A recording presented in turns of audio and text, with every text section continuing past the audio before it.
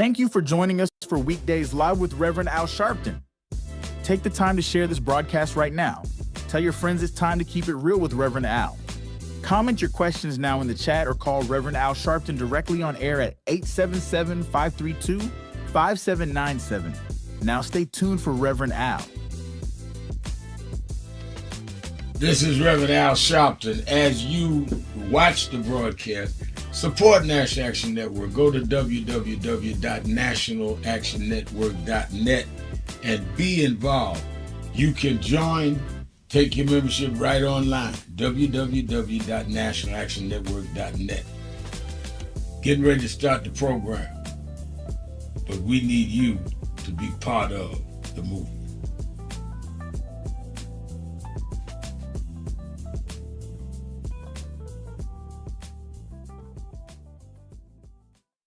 Keep hope alive. Keep hope alive. Keep hope alive on tomorrow night and beyond. Young America, hold your head high now. We can win. You must never stop dreaming. Face reality, yes, but don't stop with the way things are. Dream of things as they ought to be. Dream. Face pain. But love, hope, faith, and dreams will help you rise above the pain. Use hope and imagination as weapons of survival and progress, but you keep on dreaming, young America. Dream of peace. Peace is rational and reasonable. War is irrational in this age and unwinnable. Dream of teachers who teach for life and not for living. Dream of doctors who are concerned more about public health than private wealth. Dream of lawyers more concerned about justice and the judgeship. Dream of preachers who are concerned more about prophecy than profiteering. Dream on the high road with sound values. You must never surrender to inequality.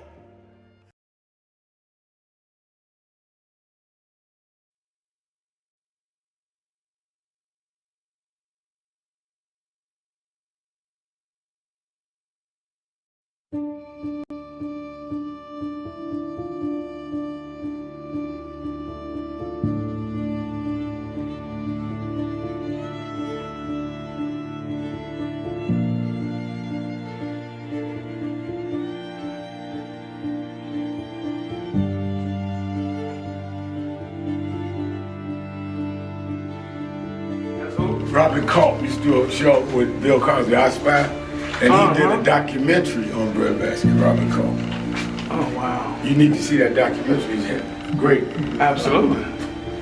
I lived this. I didn't read this. I lived it. I was there. You true to this? I'm true to this. Not new to this. I ain't new to this. Walter from Troy, you see him? He was, Jack O'Dell was one of the guys that Kennedy warned Dr. King about. Said he was a communist.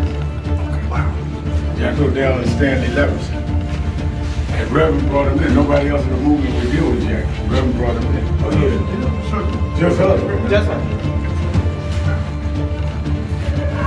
But there's stories behind all of it. It didn't just happen. But I am somebody. I may be on welfare, but I am somebody. I may be in jail, but I am somebody. I may be uneducated, but I am somebody. I am black, beautiful, proud. I must be respected. I must be protected. I am somebody. It's Monday, March the 9th. Do you know what time it is? It's Al Sharpton's time. And for the next 3 hours, it's time to put aside all pretenses, deception, denial, or fronting. The time has come to Keep It Real on Keeping It Real with Reverend Al Sharpton. A very good afternoon to you all across the country. Good morning to our West Coast listeners. Welcome to those listening to us on Sirius XM Channel 126, The Urban View, where talk empowers and becomes action. I'm coming to you live from our National Action Network corporate headquarters in New York. For the next 3 hours, it's Hot Button Monday, where you can call in and talk about whatever is on your mind, whatever is in your heart. And a lot's going on today. First of all, let me recognize this is Women's History Month. And I'm asking you every day to call in and tell me women in history that you think should be given special significance, special notice on this Women's History Month because I think far too long we've overlooked women, period, women of color in particular. So make sure you give me some of the outstanding women, whether they be famous or whether they be people you want to give a shout out. Could be your mother, your grandmother. I try to speak about my mother every chance I get, because if she hadn't been the kind of mother she was, I would not have been where I ended up being in my own life. Also, it's the 20th anniversary of this show, Keeping It Real with Al Sharpton. And I certainly thank all of you. Some of you have been with me the whole 20 years. And so we're going to talk about, as we do on Hot Button Monday, all of the issues. Right now, all prices are soaring, past $100 per barrel. Iran is celebrating a new leader. Trump said that he was going to have something to say about who would be their new leader. They appointed a hardliner that was a real answer to Trump, that you're not going to run this. So it's going to be very interesting to see how that plays out. But gas prices are going up, oil prices are going up. We see also the federal appeals court has ruled that the Trump administration has blocked the Trump administration from blocking or ending TPS for Haitians. And federal appeals court in Washington, D.C. ruled 2-1 against Trump administration's attempt to end temporary protected status, that's TPS, for about 350,000 Haitians living in the United States. And that's a blow. Now, one of the things that we need to be extremely conscious of and concerned about is Trump said that he would not sign anything because they have not passed the SAVE Act. And the SAVE Act is designed, in my opinion, to bring back voter suppression disproportionately on our community, but on others as well. This is where voter ID, citizenship, all of this stuff is done on overdrive. Because they know that, and it's been proven by a number of studies, that and seniors are less likely to have passports, because we're not going nowhere, many of us, because we're a certain income level, disproportionately. And we don't have other forms of ID that others have. So the SAVE Act is to save them, not to save democracy. That's clear. So we're going to talk about all of this. Iran seems to be an issue that is not going to go away. It's interesting. I was talking to some people just a minute or two before going on the air, and they said, if you remember, Rev, in 2004, 21 years ago, when you ran for president, you were one of the few, I think it was 8 of us running in the Democratic primaries, and it was only me and one other that said that we did not believe there were weapons of mass destruction, and we should not be at war in Iraq, which President Bush had us at. Most of the Democrats running against us in the primaries supported him invading Iraq. We ended up being right. And here we are again with a president, this time Donald Trump, saying that they were 2 weeks away from building nuclear weapons. Yet they've gone in there and not produced one iota of evidence, none, zero, that they had the materials needed to make a nuclear weapon. All over again, the same scenario. Scare everybody for other situations. We also see that the Voting Rights Act is in the clause of the Supreme Court, and they can come back any day now and rule Section 2 out, which takes race out to protect us, to make sure that race is a factor, not the factor, but a factor, as you draw district lines and all of those requirements necessary. So we're going to talk about all of these issues and more. Let me thank Reverend Charles Williams sitting on for me Friday.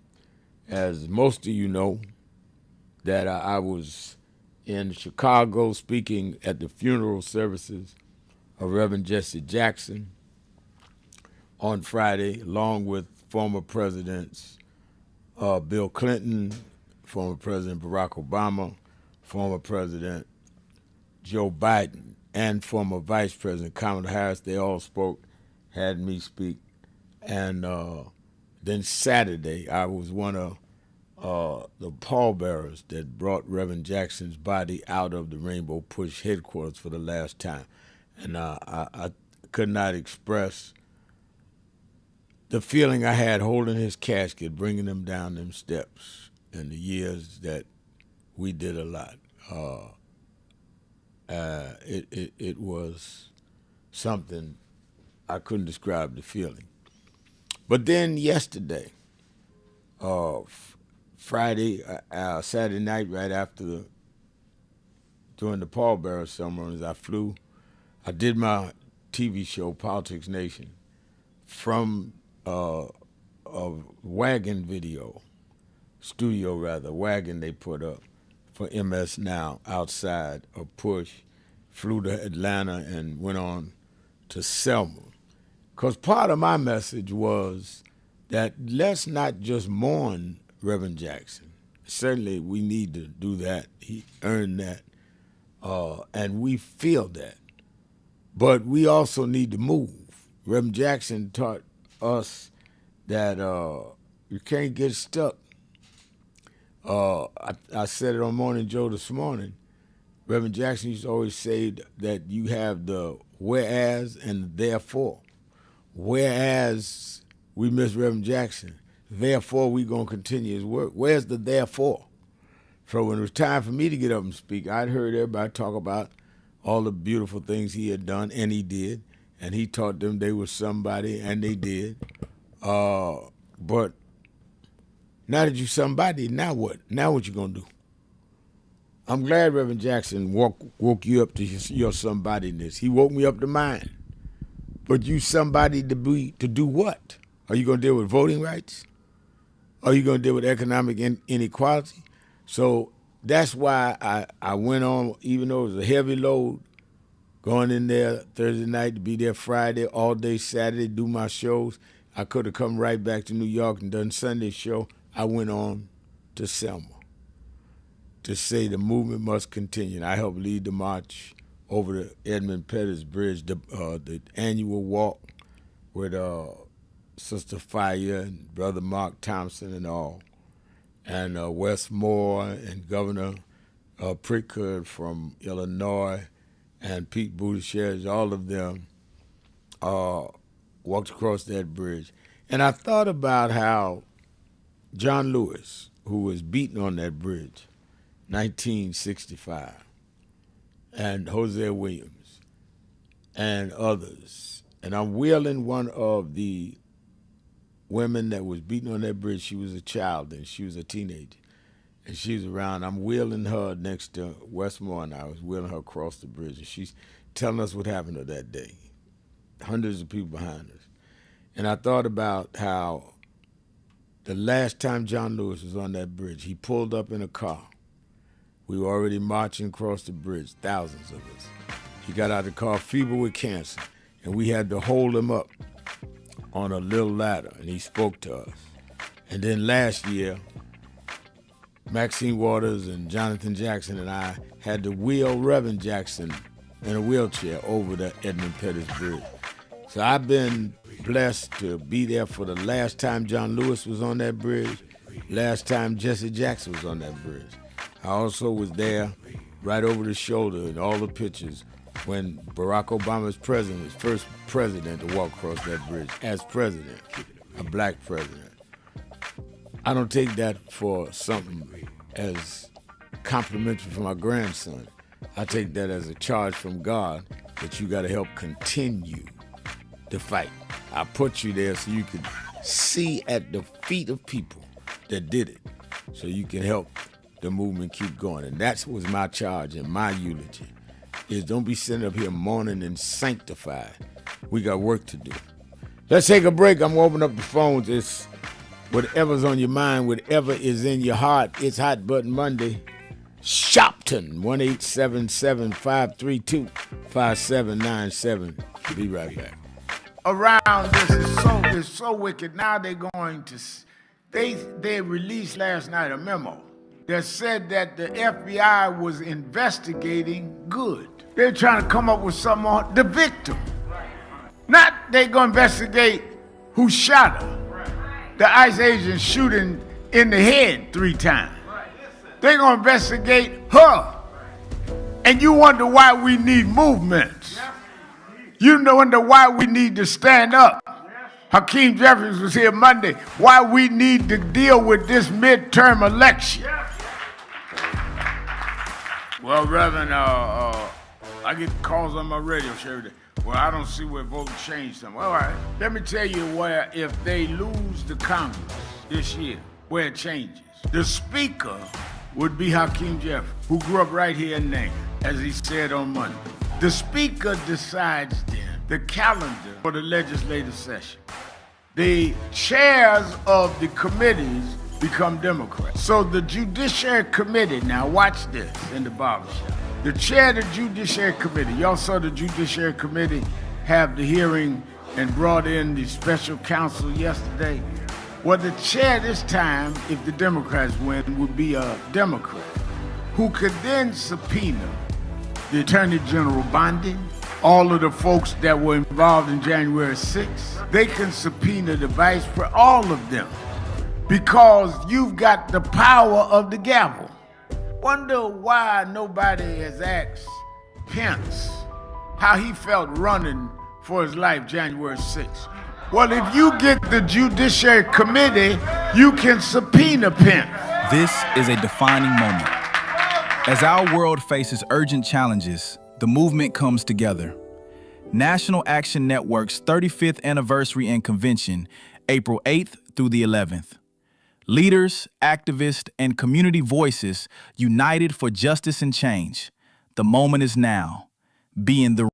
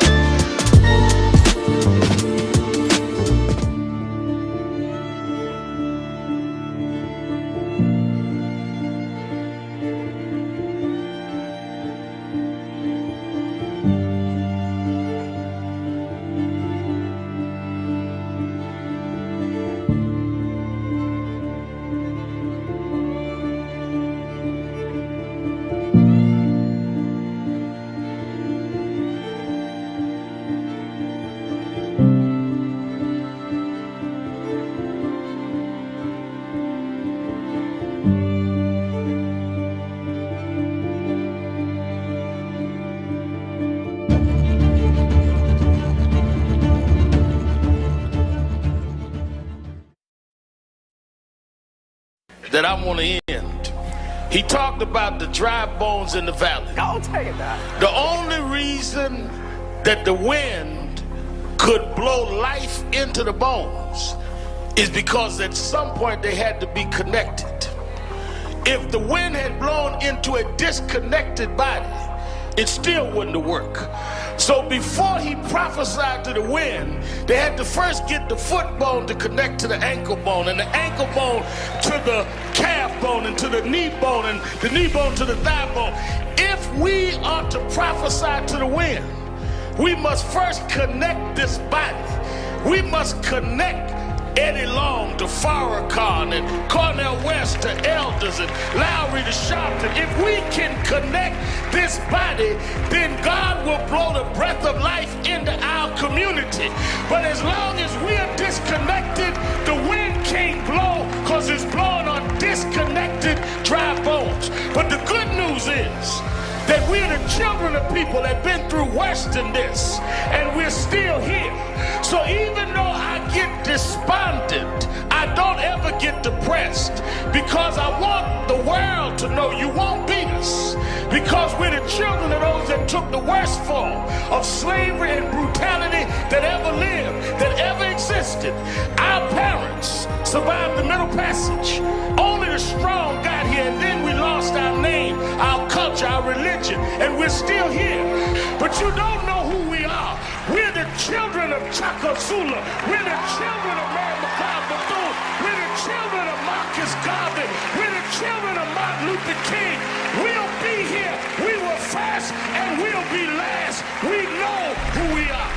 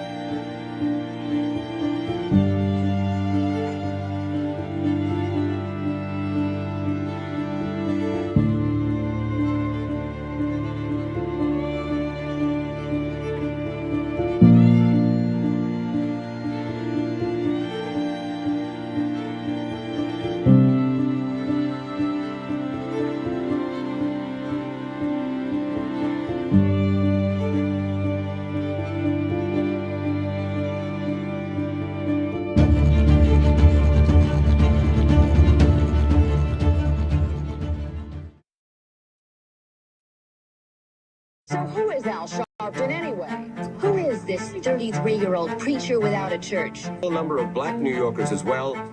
He is little more than a pudgy exhibitionist who can be counted on to show up, bullhorn in hand, at every racial incident.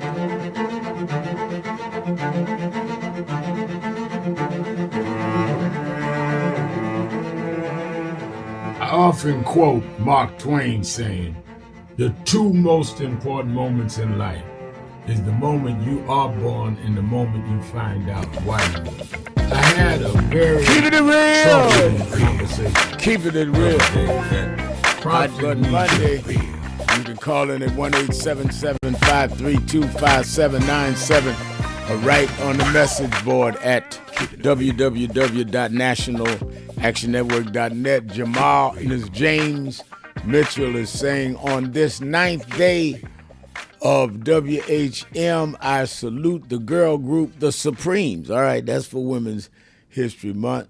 Mary Wilson, Florence Ballard, and Diana Ross. Their music made life bearable during the turbulent 60s. I agree with that. Happiness Donut is saying that we are the children of Shaka Zulu. I heard somebody preach that. Happiness, you're absolutely right. And James Thomas says, hey, everyone, let's hit the like button and get Reverend Sharpton's algorithm up and show America that it's time to keep our eyes on the prize and keep it real on Hot Button Money. Yeah, go ahead and do that. You that are watching on live stream, you can hit that button and get those algorithms up. So, because you know they count to see how many people watch my show on the weekends and how many doing the radio, because they want to know, do we represent? And a lot of y'all are there but don't do the thumbs up. So he is absolutely right. Disco Brian's been on that for a while. Let's go to the phones. It's appropriate I start in Chicago with my dear friend, the beloved Miss Eunice. Miss Eunice, you're keeping it real, kicking off the week. Good afternoon, Ralph. Today, sorry I didn't get to talk to you, but it was so busy on Saturday and I couldn't get to you. Yeah. But that's okay. There'll be another day. Right. You know, Rev, I'm just so thankful Reverend Jackson came our way. A job well done. And his success was because of Mrs. Jackson also, right, and his family. And I'm praying for the organization to continue under leadership of Yusef Jackson, the new CEO, and let's all get busy. Dr. King once said, we have some difficult days ahead, and we've all got to be a part of changing things. And I would like to know, what is it going to take to get the Republicans to enforce the law to hold Trump accountable? And it's chaos all over the place. Now he's taking numbers, I guess he's talking about going into Cuba when he finishes Iran. Now that is a talk of a madman if I've ever heard one. Yeah, I mean, for Lindsey Graham to now openly say it's time to go into Cuba, yes, they've gone into Venezuela. They've not in any way, shape, or form changed any government there. They changed the oil deal for his friends. They've gone now into Iran, and the supreme leader's son now is over. They ain't changed nothing there. And oil prices going up. And now he's talking about going into food, Cuba. Don't talk of the food, Reverend. It's ridiculous. Yeah, yeah. And also you get the headset. This man, did you hear him last night? All the things that he said and the lies that he told. I couldn't keep up, but he sure told it some is whoppers. Amazing, isn't it? I tell you. And so we've just got to get out. No matter how old you are, whatever, we've all got to come together and work. And I sat with Omarosa on Saturday. You know I'm talking about. She worked with the Trump administration. She's a delight to talk to. Yeah, she's very bright, and very smart. Yes. And thank you so much for taking my call. Thank you for calling. I love kicking off the week with Miss Eunice. And thank you for your call. Let me go to Demetrius in Cleveland, Ohio, WERE. Demetrius.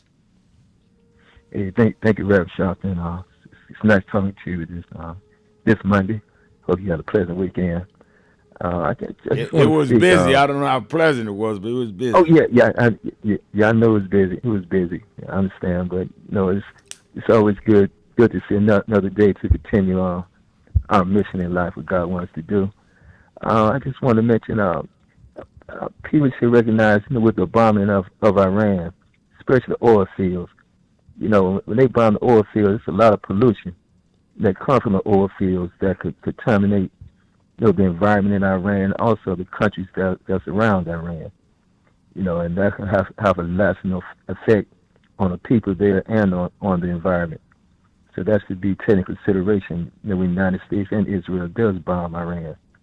And also that it take into consideration that Iran is not going to follow the lead, what Donald Trump wanted to pick their own leader, because they are showing resistance. He said he doesn't have the audacity to think he can control who they want as their leader when they're an independent country. And also when it comes down to Yeah, Cuba. no. Before you No. move on to that point, Okay. and this is something that I raised again somewhere, probably in my show, that how are you talking about you are moving around the world spreading democracy and then say you're going to choose the new heads of state? That's not democracy. He didn't say he wanted to see elections in Venezuela. He didn't say he wanted to see elections in Iran. He wants to have an input on who is put in power, meaning he's going along with dictatorships. That's true. He is, and that's the same thing would happen. Happening in Iran when the Shah got into power. Iran had a democracy, but the United States overthrew that democracy to put in a dictator, and that's why they had revolution. In the first place, back in the early '80s, I believe. And the same situation will occur, because they haven't forgot why they had the revolution. Same way with Cuba. Now, the administration want to try to invade Cuba. But Cuba had a revolution. The citizens of Cuba, they haven't forgot the situation Cuba was in before Castro and Che Guevara and them. They changed the government, the Cuban people. Right. And the Cuban people have free medical care now. They have equal education. Racism is not as bad as it was there. Their resources are not being exploited.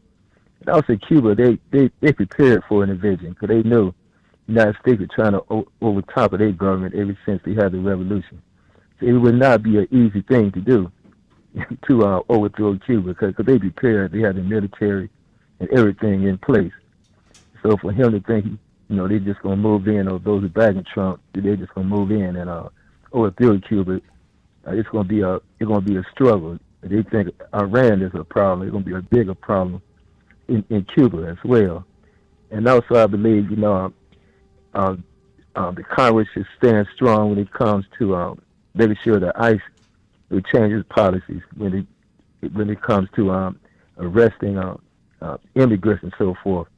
Because the administration is standing strong. I mean, that's why they fired the lady who was over ICE, because they're trying to find some way to refund ICE and the Home Security Bureau. But yet they don't want to change the policy at all. They want to still use the same ruthless tactics that the Nazis used, going to people's homes and intimidate people. And like I said, that can spread not just with the immigrants here, but they'll use those same techniques on American citizens that they don't like. So those tactics shouldn't be used, and Congress should stay strong. The American people should stay strong as well. And it's also important for us, to stay focused on what's going on in the world. And that's how I was thinking. It's important that we try to get a strong black press like we used to have. Right.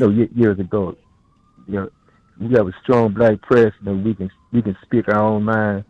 We don't have to listen to the press who then compromised by the administration, by big businesses here. They're leaning toward, what this administration wants.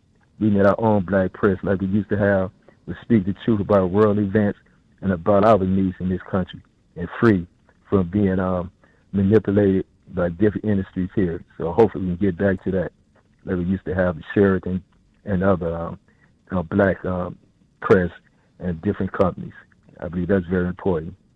Okay, thank you very much, Brother Sharpton. All right, thank you for your call. Let me take my break. We'll be right back. More of you on the phone. It is Hot Button Monday. 1-877-532-5797. Sharpton, keeping it real. Be right back. I thank God I was blessed to have both in my life. Both historic, strong figures. But if I misused them and listened to not only figures that are not as historic as them, but figures that had nothing to do with the calling and purpose of my life, I would live confused. I'd be double-minded. I'm clear. And what I want you to do is be clear. Clear on who you are, why you are. And a lot of that will be exposed to you and others by who you are around and who you allow to enter your head. Keep people at a distance that only have a distant and unclear vision of who you are and who you are supposed to be. They could be your blood relatives, but they could not be the ones that accompany you toward what you ought to be about tonight. Everybody good to you ain't good for you. Everybody that makes you laugh sometimes end up making you a joke. Voting rights. Everyone look here. Say it again, Miss Pearl. Voting rights. Voting rights.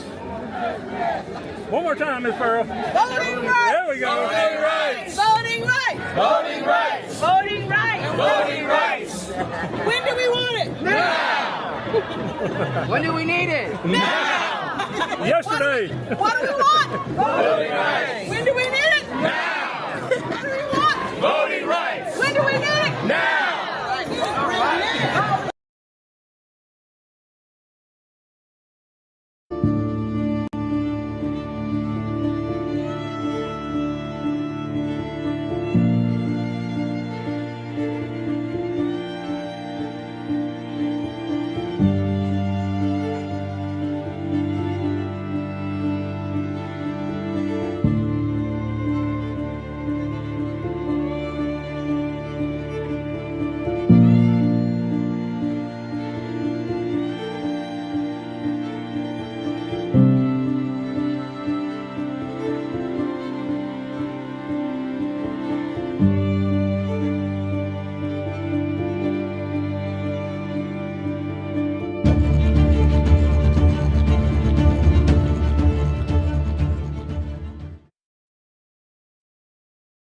Keep hope alive. Keep hope alive. Keep hope alive on tomorrow night and beyond. Young America, hold your head high now. We can win. You must never stop dreaming. Face reality, yes, but don't stop with the way things are. Dream of things as they ought to be. Dream. Face pain. But love, hope, faith, and dreams will help you rise above the pain. Use hope and imagination as weapons of survival and progress, but you keep on dreaming, young America. Dream of peace. Peace is rational and reasonable. War is irrational in this age and unwinnable. Dream of teachers who teach for life and not for living. Dream of doctors who are concerned more about public health than private wealth. Dream of lawyers more concerned about justice and a judgeship. Dream of preachers who are concerned more about prophecy than profiteering. Dream on the high road with sound values. You must never surrender to inequality. Do you know what time it is? It's Al Sharpton time. It's time to put aside all pretenses, deception, denial, or fronting. The time has come to keep it real on Keeping It Real with Reverend Al Sharpton. You need to keep it real with Reverend Al Sharpton right here on Uber TV. Reverend Al Sharpton, and we're back. 1-877-532-5797. 1-877-532-5797. Let's go back to the phone. Attorney Jennifer Jones-Austin is... every day, Monday through Friday, I do 3 hours a day on Keeping It Real with Reverend Al Sharpton. I do 1 hour on Sunday mornings with Sunday Morning with Reverend Al Sharpton. And I'm live on radio and TV with the Saturday Action Rally. 7 days a week, I talk to our people. Hear from them, the call-in. I'm sick and tired of people talking for people that they don't talk to. So go on www.nationalactionnetwork.net. Listen to my show, call in, express your opinion. You don't have to agree with me. But let's start talking to each other rather than about each other and lecturing at each other. Let's keep it real with Sharpton. Happy 20th anniversary to Reverend Al Sharpton on 20 years of keeping it real. 2 decades of truth-telling, fearless advocacy, and keeping the people informed and empowered. Thank you for always speaking power to justice and standing firm for what's right. Here's to 20 years of impact and many more to come. I want to talk to you. I want to talk to you. Just break.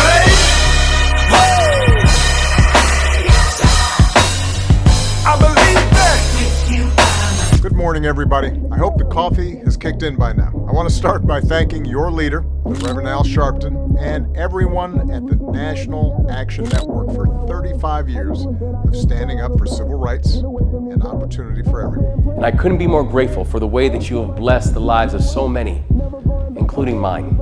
As we look today on King Day, let us not forget that we had to struggle to even have this day. They did not wake up one morning and say, let's give a federal holiday to Martin Luther King. People petitioned, people marched.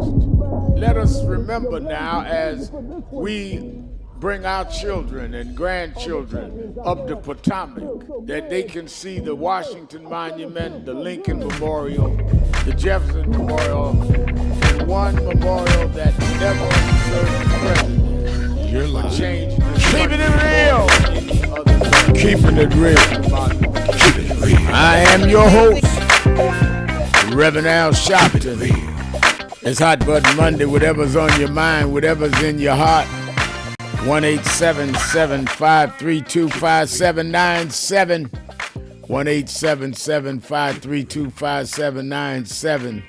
Or you can go to the message board at www.nationalactionnetwork.net and go to live stream. Send a message like Angela Bishop Foodie has sent me a message on the message board, and she's saying, Reverend Al Sharpton, many in my community were proud to see you honor Reverend Jesse Jackson. You continue to be an inspiration to the community. Thank you for that. And let me say this. I've done very, very historic funerals I've been blessed to speak at. I spoke at Rosa Parks' funeral. I spoke at 2 of her funerals, one in Montgomery and the one in Detroit. I spoke at Aretha Franklin's funeral. I spoke at Isaac Hayes' funeral, and Etta James' funeral. And I spoke at the victims' funeral, from Trayvon, from Michael Brown to on and on and on with the victims. Yusef Hawkins years ago, and Eric Garner. I think, though, out of all of the funerals that I did Michael Jackson's funeral, out of all of the funerals that I've done, the 3 that were the most difficult was I preached my mother's funeral in Alabama in 2012, and I preached James Brown's funeral in 2006. I preached all 3 of his funerals. And then speaking of Reverend Jackson's funeral, those are the 3 that was difficult for me personally because of what the people meant to me. Now, don't get me wrong, nobody was bigger in changing history than Rosa Parks and Aretha Franklin with music and James Brown. But I'm talking about in terms of a personal relationship. And it took a lot of praying to get up and do my whatever minutes I did at the big funeral Friday for Reverend Jackson. And even more when the family asked me to help be a pallbearer to carry his body out of Push for the last time. I was around him for 59 years, since I was 12 years old. And as much as I saw him in his state dying. I'd go see him 3 or 4 times a year. Spent the last 2 Christmas evenings with him. I just probably wasn't prepared. But I'm going to keep on working. That's why my message to them was what we going to do, where we go from here. Don't just mourn and end up mocking him. He'd want us working. So thank you for that expression on the message board. Let me say by way of announcement, Saturday action rallies. Let me thank Reverend Malcolm Bird, who filled in during the keynote so I could be in Chicago for the second day of the private funeral for the family and members of PUSH. And but I will be there this Saturday, and I'll be there through the convention now, every Saturday, from 9 a.m. to 11 a.m. if you're in the Harlem area, or the New York area, or the Connecticut area, or the New Jersey area. Be at the Saturday Action Rally. Be there as we count down to the big national convention. I got assignments for everybody. I got information you need to have. People come from all over the country for the convention.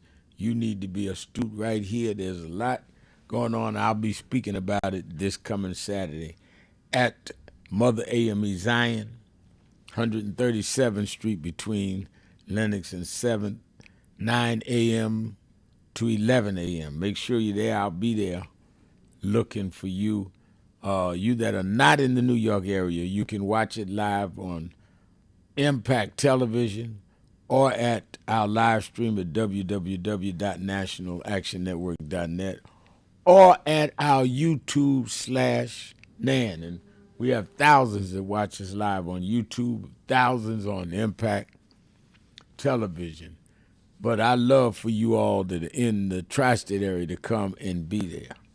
And then lastly, I looked at the numbers over the weekend. I have not looked at them now, but we are real close to having to close registration for the National Action Network Conventions, our 35th year in existence. And I've been promising to release some of the speakers, and I will sometime this week. I can tell you that we're going to have some of the top scholars, top academicians, honor some of the entertainers, top labor leaders, and just about everybody that you have been hearing about may run for president. 28 will be there, and Hakeem Jeffries and others. All of it free.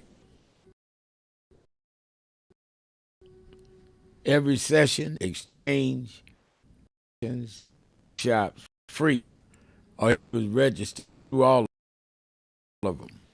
All you have to do is register www.nationalactionnetwork.net, www.nationalactionnetwork.net.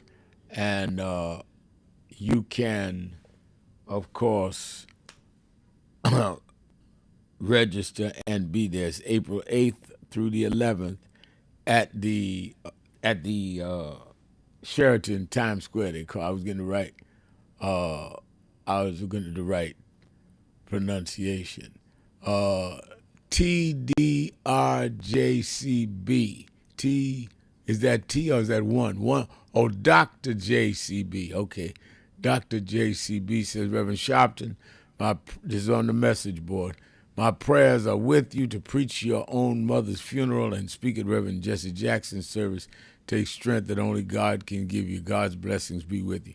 Well, I appreciate that. And believe me, only God could have got me through those two and James Brown's, because it was real personal. You're looking at people that you knew almost as long as you known yourself. Certainly you knew my mother. And, it's one thing to have people that's in your corner. It's another thing to have people that's in your corner when they got nothing from it. Reverend Jackson met me when I was 12 and started mentoring me, made me his youth director in New York when I was 13. He did not know what this kid out of the hood on welfare would do, but he took a chance and poured into me. James Brown, I was 17 years old. He did a concert for my youth group. He never thought I'd be like his son, never thought I'd grow to be something. So the reason it's hard for me with them is because they knew me when I wasn't, quote, Al Sharpton, a public personality, and had everything to do with me becoming that. And my mother, who when the bottom fell out of her life, she made sure that I had some support to hold me up in her life, in my life. So a lot of other people, great people, historic people, I was honored to speak at their funerals, whether I did the eulogy or reflections. But they knew me, worked with me after I became a nationally known person. But Rem Jackson and Mr. Brown knew me when nobody knew me but the kids living in my tenement apartment building. And it's just a special emotional kind of feeling. So I appreciate your prayers when you say that, Doctor. All right, let me try to get one more in before I have to go to break. Go to Still Bill in Cincinnati, Ohio. The Buzz. Still Bill?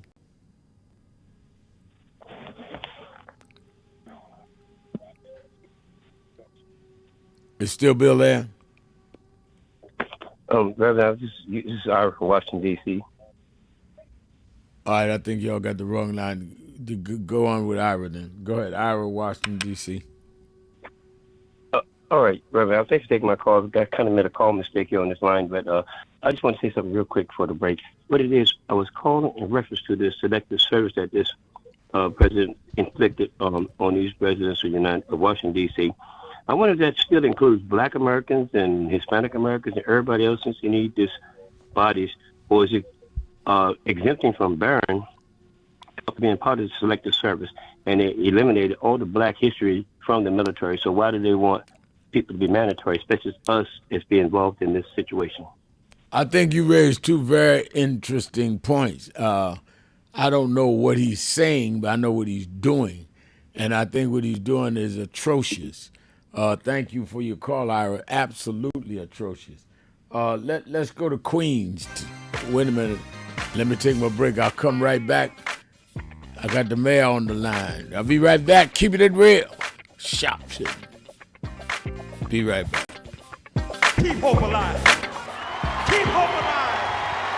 Keep hope alive on tomorrow night and beyond. Young America, hold your head high now. We can win. You must never stop dreaming. Face reality, yes, but don't stop with the way things are. Dream of things as they ought to be. Dream. Face pain, but love, hope, faith, and dreams will help you rise above the pain. Use hope and imagination as weapons of survival and progress, but you keep on dreaming, young America. Dream of peace. Peace is rational and reasonable. War is irrational in this age and unwinnable. Dream of teachers who teach for life and not for living. Dream of doctors who are concerned more about public health than private wealth. Dream of lawyers more concerned about justice and the judgeship. Dream of preachers who are concerned more about prophecy than profiteering. Dream on the high road with sound values. You must never surrender to inequality.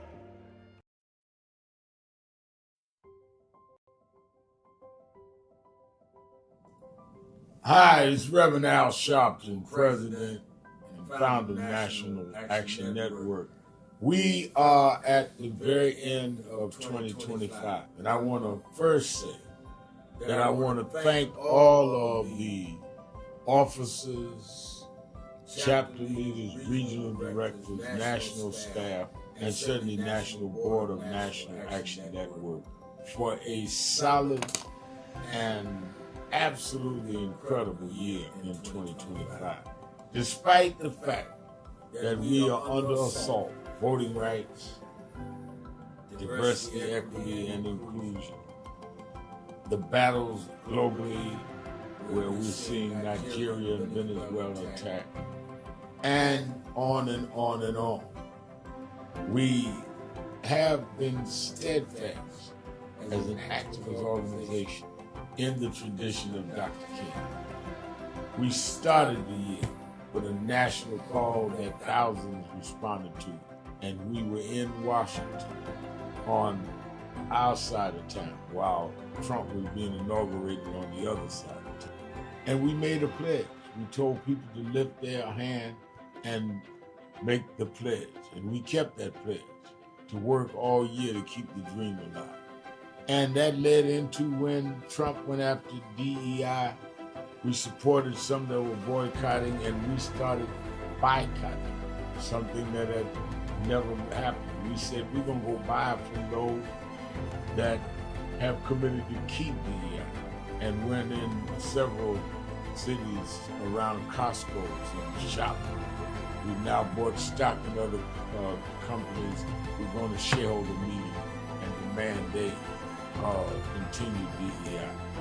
We've had a sensational National Action Network convention covering the span of activity, from political empowerment to education, to how we deal with the black church, how we deal with black women development that has to deal with both discrimination based on gender and race. And of course, we came to Wall Street by the thousands and marched in late summer on the anniversary of the March on Washington. And people thought you could not get people out, and they came from all over the country. And we marched on Wall Street and had an enormous turnout. The only mass black march, black-led march this year. We had a lot of protests, a lot of marches. I salute all No Kings marches and all. But the black organization march, it welcomed everybody. We had white, black, everybody there. Was our march on Wall Street in August.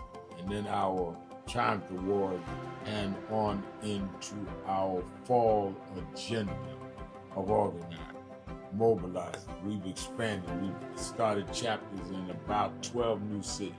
So I am proud of what we've done this year, but it's only the beginning, because our very rights are under attack, and they're not even being quiet about it. They want to revoke the Voting Rights Act. Section 2 may fall with this bill. They want to end the Civil Rights Act of 64. That's what the end of DEI is about. So let us be more alert and active than ever. History will decide whether the civil rights gains of the 50s and 60s died in the 2020s. That's on your watch and mine.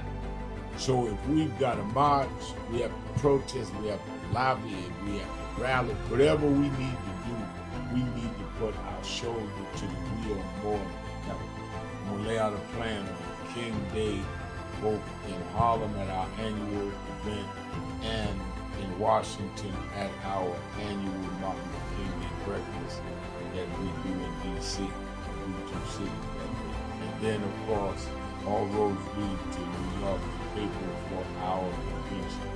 We had, as I said, the largest attended convention last year in 2025. It needs to be more this year because our very existence is at stake. We also are closing our negotiations on a new headquarters, our national headquarters that befit our mission. I'm so excited about it, but I can't give you details. We're just about ready to sign the contract, but it will be something that will last longer than many of our lifetimes. So we came alive in 25, despite a hostile administration, despite the fact that a lot of people were intimidated and spooked into silence. We came alive in 25. Now we have to straighten out tricks in 26. I need you, we need each other. Let's do this. All these tricks, don't forget, Trump only won by 1.5%. He is trying to act like he has a mandate. No, he has a mission, Project 2025. We have the mandate that we can't let them undo what has been done. And we must even go further for the empowerment of all people. Happy New Year. and be focused.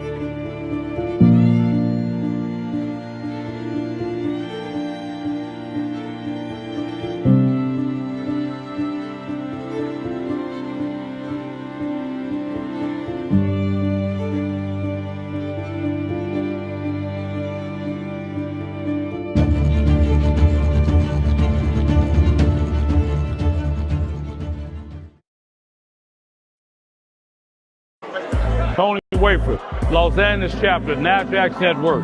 He just came in here to New York a couple days ago, had to stop by the House of Justice, and I sure enough found some justice. So I know I can leave here feeling like I got peace.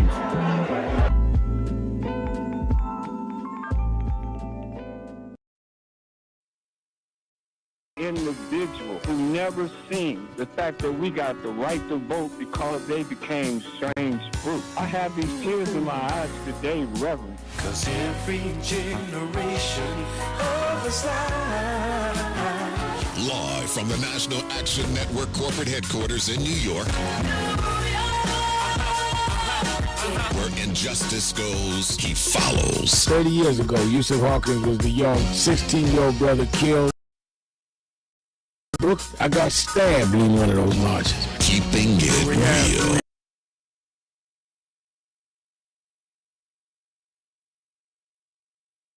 Oh, Sharpton. I got him, sir. I put him on the board for you. You're live. Keeping it real. I am your host, Reverend Al Sharpton. Hot Button Monday, 20th year of this show. And we have not got tired yet. And taking your calls, whatever's on your mind, whatever's in your heart. 1-877-532-5797. 1-877-532-5797. And I am taking your messages also at the message board at nationalactionnetwork.net. We are joined as we are the first of every week by the inimitable, that way you say, and certainly, I think, hard-working, visionary political strategist and founder of CEO Blueprint Strategy, LLC, Antoine Seawright. How you doing, Antoine? I don't hear Antoine.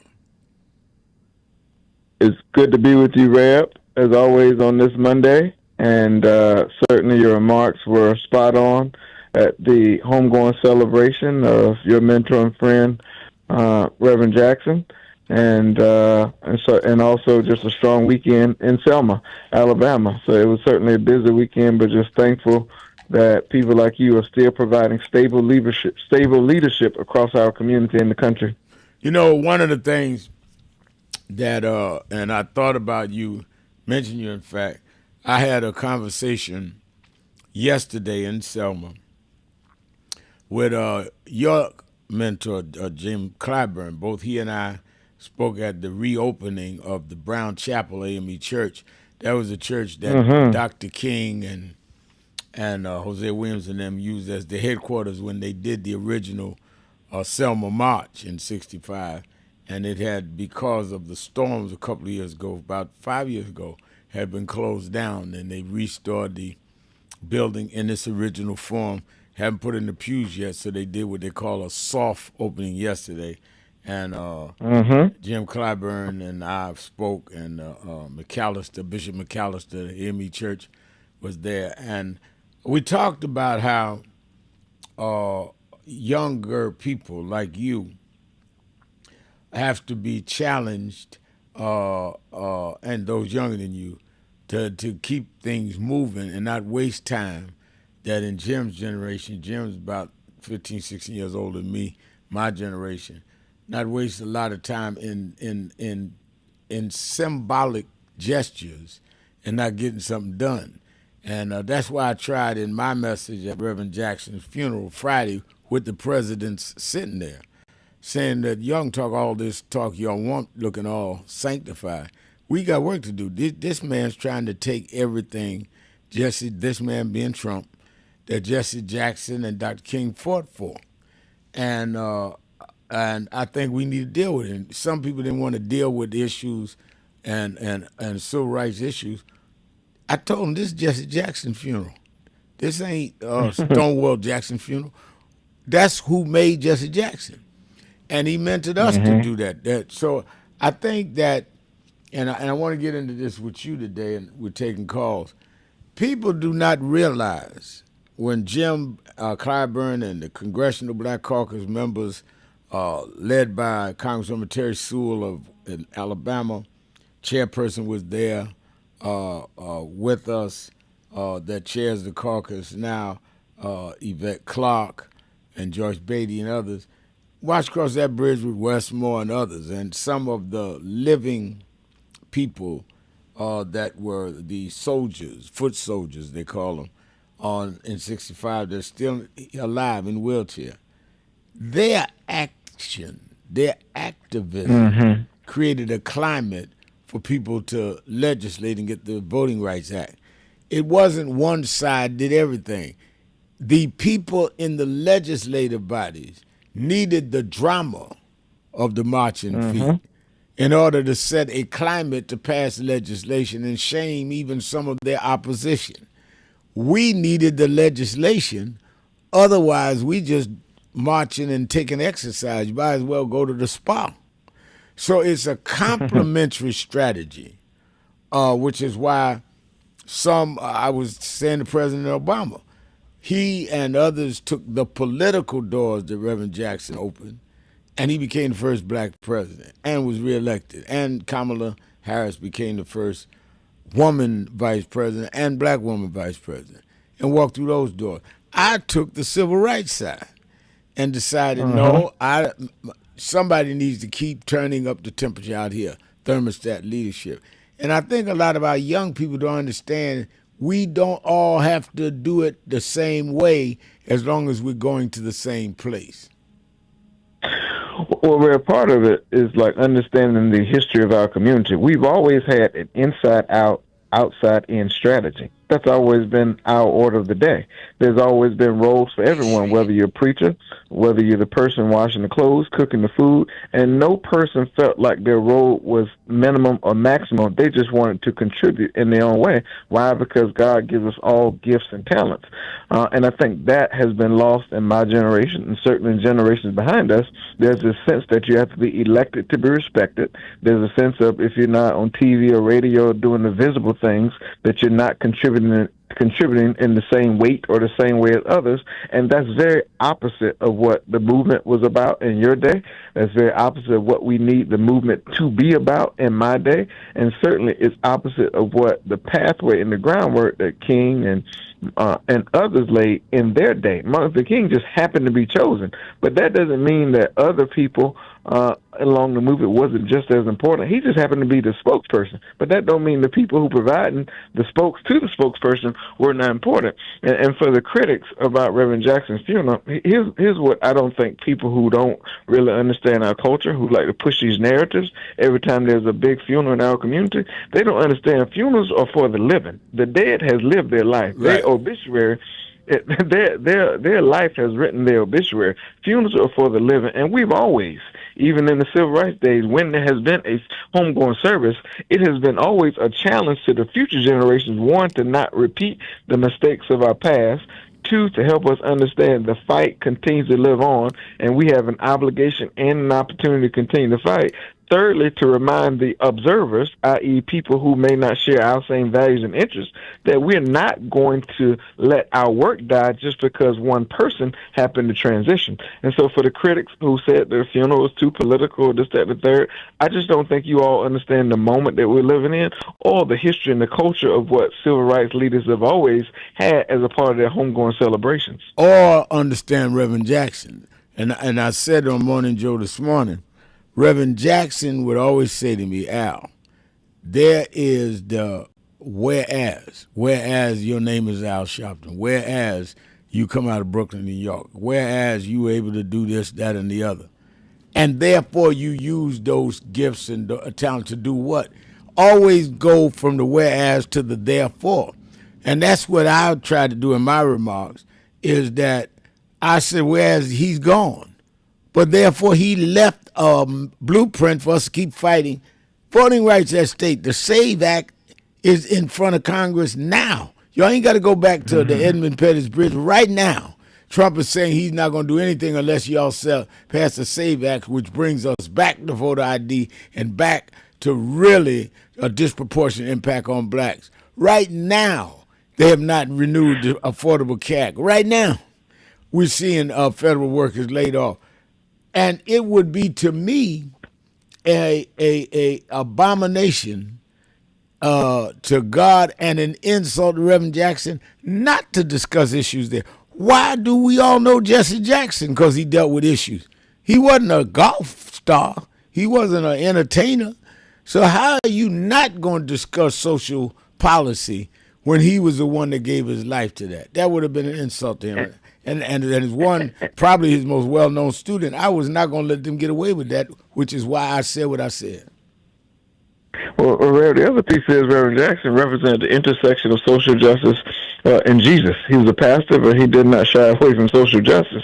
And I think that his homegoing service was a perfect opportunity to remind black folks of how that intersection has always happened in our community. And for our critics, and I wrote about this in the Christian Recorder on Purposely, the nation's oldest black publication on record, owned by the AME Church. I wrote in that piece this weekend on purpose, because I want to remind folks that while we sat in that funeral and while some drove a narrative on the internet, the jobs report came out. Black unemployment rate went up to 7.7%, the highest it's been in decades in our community. And so we can sit here and act as if some of these things don't matter, but we are going to be lost and even farther behind than when Reverend Jackson started. And it's really, really that serious, because those bills and those policies, they're taking black studies out of the schools now. We ain't talking about no hypothesis. It's happening right now. Let's take a break. We'll be right back. Go right back to the phones. It's Hot Button Monday. Sharpton, see right. Be right back. So who is Al Sharpton anyway? Who is this 33-year-old preacher without a church? A number of black New Yorkers as well. He is little more than a pudgy exhibitionist who can be counted on to show up, bullhorn in hand, at every racial incident.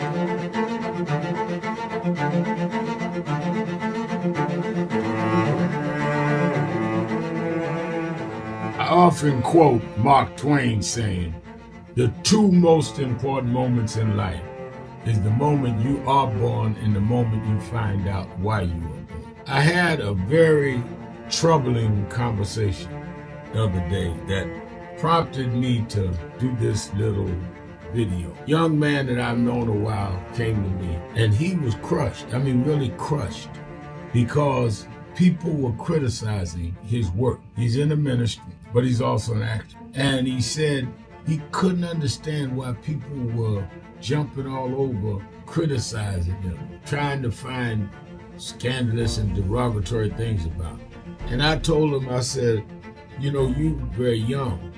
You don't know the road I've traveled. They call me everything but a child of God. A blabbermouth, a loudmouth, too flamboyant, an agitator, a racist, I a race had to baiter. learn. Yeah, right. I was not defined by how others saw me. I was defined by how I saw myself and whether I was being true to myself. Some of you watching this don't like me. And it doesn't matter as long as I know what I'm doing. And I like me for being real. So I'm doing this video to say to you, whoever you are, and whatever you do, you may not be in ministry or social justice, none of this stuff, but don't live your life worried about opposition or people that don't like you. You can turn that around. Use me as an example. The same people that called me a scam artist, a con artist, a sellout, or racial hustler and all, I kept going. And the people I respected started respecting and publicly embracing my work. When Coretta Scott King, the widow of Dr. Martin Luther King Jr., had this to say about Al Sharpton.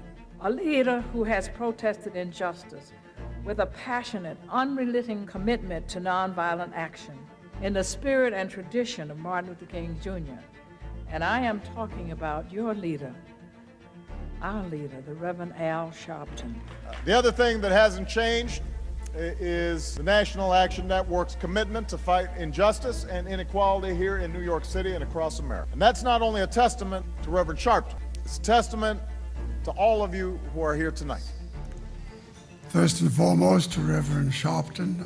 I saw him when he first came on the scene, and I have marveled at his tenacity, at the development of his intellect, and his devotion to our movement, and much he has contributed to the world we are experiencing. I am honored, and I must say that when I had my debate with Dr. King on the issue of the church and religion, he didn't warn me that after his departure, his space would be filled by another preacher, and that preacher would be Al Sharpton. All you want in life is people that matter to you to say you did all right. And more important, that you can look in the mirror and say you did all right. Thank you, Rev. Thanks for that introduction. Look, we've known each other for a long time. I'm grateful not only for your leadership and partnership, but quite frankly, more importantly, for your friendship. And thanks to all of you, members of our nation's most important civil rights organization. You have been, over all of your years, such an extraordinary leader. You are a voice of truth, a voice of conscience, a voice of practicality around what we must address and what we can do. And I thank you so much for your friendship. I remember that most of the youth around Al's age, he was about 12, wanted to be like Connie Hawkins, a great basketball player, legend, or Earl the Pearl, or Clyde Frazier. Al wanted to be like Adam Powell, a powerful preacher with a social justice gospel. He was very close to, at that time, to Reverend William Augustus Jones, powerful preacher and social justice advocate, and Reverend Gardner Taylor State right down the street, and Bishop Washington, whose church he came from, and Reverend Sandy Ray. He wanted to be like these giant preachers. He wanted them to have the edge, however, of the King's social justice dimension. He wanted to be like them, now he's one of them. Perhaps taller than most of them because of the risks he has taken and the reward God has given him with his gift. I remember so well that first escorted him to jail. He was around 13 years old. With the jail fighting the ANP. He was in the lineage of our struggle. He grew up in it. We didn't just see him on TV one night. He didn't happen. He came bottom up, not top down.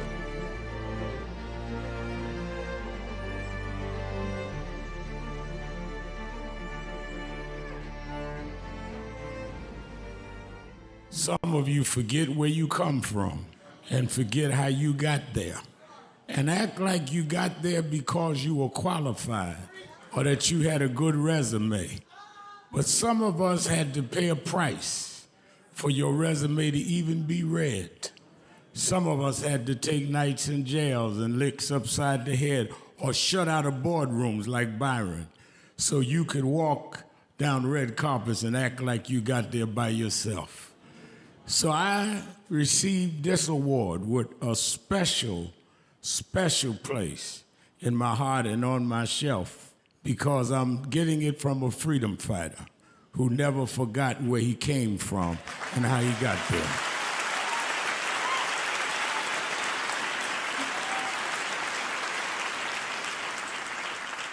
Yes, we've come a long way. We've had now a black president and now a black vice president, but we still can get shot down and have to march to get a case in court. We still can get shut out of boardrooms. We're still doubly unemployed in a good economy. So we're gonna have to keep marching. And I thank not only my family, a mother that raised me by herself, but I thank that lady at the end of the march that knows she won't be on TV that night and knows her name will never be in the paper, but she believed in me enough to get at the end of the line and make me look good. Because Dr. King used to say, if you call a march and no one shows up, you just going for a walk. And I want to thank those that marched with me. 32 years ago, here in Los Angeles, we marched. And then many years later, with George Floyd and others, we're still marching. And I'm gonna keep marching, I'm gonna keep agitating, and I'm gonna keep going.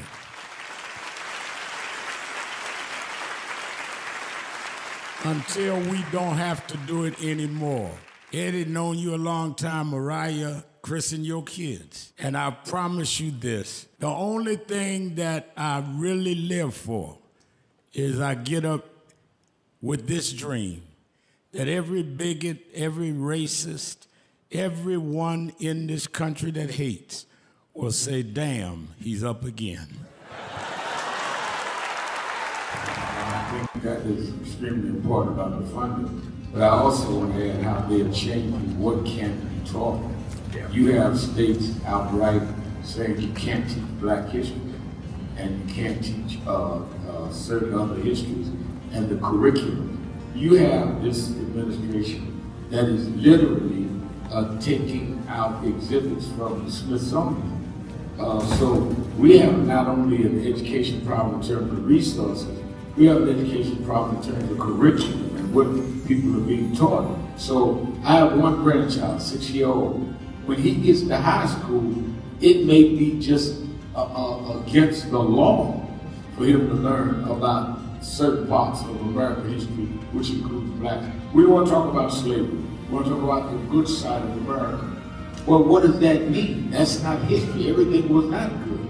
And I think that that is the threat that we've got to fight, which is why we've got to fight in the courts and the streets, because they're literally changing the textbooks as we go. As they do that, they change the opportunities, because then the fight against affirmative action is not having access to the institution. And telling you this, Keeping it real, keeping it real. I am your host, Reverend Al Sharpton. Antoine Seawright is our co-host. Antoine, I'm going to the mayor on our live line, but before I do that, give a sense, because I'm really committed with every cell in my body to continue the things I learned from people like Reverend Jackson. And part of that is to keep the issues and the substantive challenges we face before the people. Mm-hmm. I think that too many people get caught up in style and starring and no substance. And, I remember when I was a teenage preacher, and I do very well, get a couple standing ovations. Reverend Jackson said, that was great. You did a good job, but you didn't say nothing. And I used to say, oh, he's just always on me, But it ended up shaping and molding me to understand, and you got to have some meat between them two two slices of bread. Otherwise, you're not feeding people's needs. And I think that, I was telling some young guys on staff here at NAN that you got to do more than say we need a new God. All of us was new God at one point. You got to earn leadership position. If somebody got to step aside for you to step up, you don't have the ability to step up anyway. Nobody got to get out your way. Nobody can be in your way if you have developed a way to be. But all it's about, time for young folks to take over. Young folks that are ready will take over. That's what happened with me. That's what happened with Reverend Jackson. That's what happened with Dr. King. Dr. King wasn't but 30 when he did the Montgomery boycott. But your qualifications can be just that you're young, is that you're prepared and ready. Being young just means you was born last. That ain't an achievement. That's your circumstance. So tell us what are the critical issues facing us as a country, given Iran, given inflation, given all that we face. What are the things that we ought to be looking at now as critical issues? Well, I'm glad Reverend Jackson said that to you, because that similar language Jim Clyburn says to me all the time. He said even fake gold shines enough to get people's attention, but you better be consistent and you better be solid in whatever you do, because people eventually, the shines will come off, and then people get to see what's really behind the shine. So I try to take that approach in my life and my leadership wherever I am, Rev. But I think the issues that we're facing today are certainly the issues that our parents and grandparents faced yesterday. As you know, this right-wing activist court will soon rule on Section 2 of the Voting Rights Act, which is going to set the tone and the temperature and whether or not we continue to make progress in terms of black leadership, black representation, and black people having a seat at the table and not being on the menu. All you have to do is look at the February jobs report, and you can see that Maganomics continues to be a failure, and you see how that's impacting communities of color and young folks. In fact, black, Hispanic, Asian American, Pacific Islanders, and young folks were the biggest losers, if you will, in the February jobs report, according to Trump's own data from his own departments.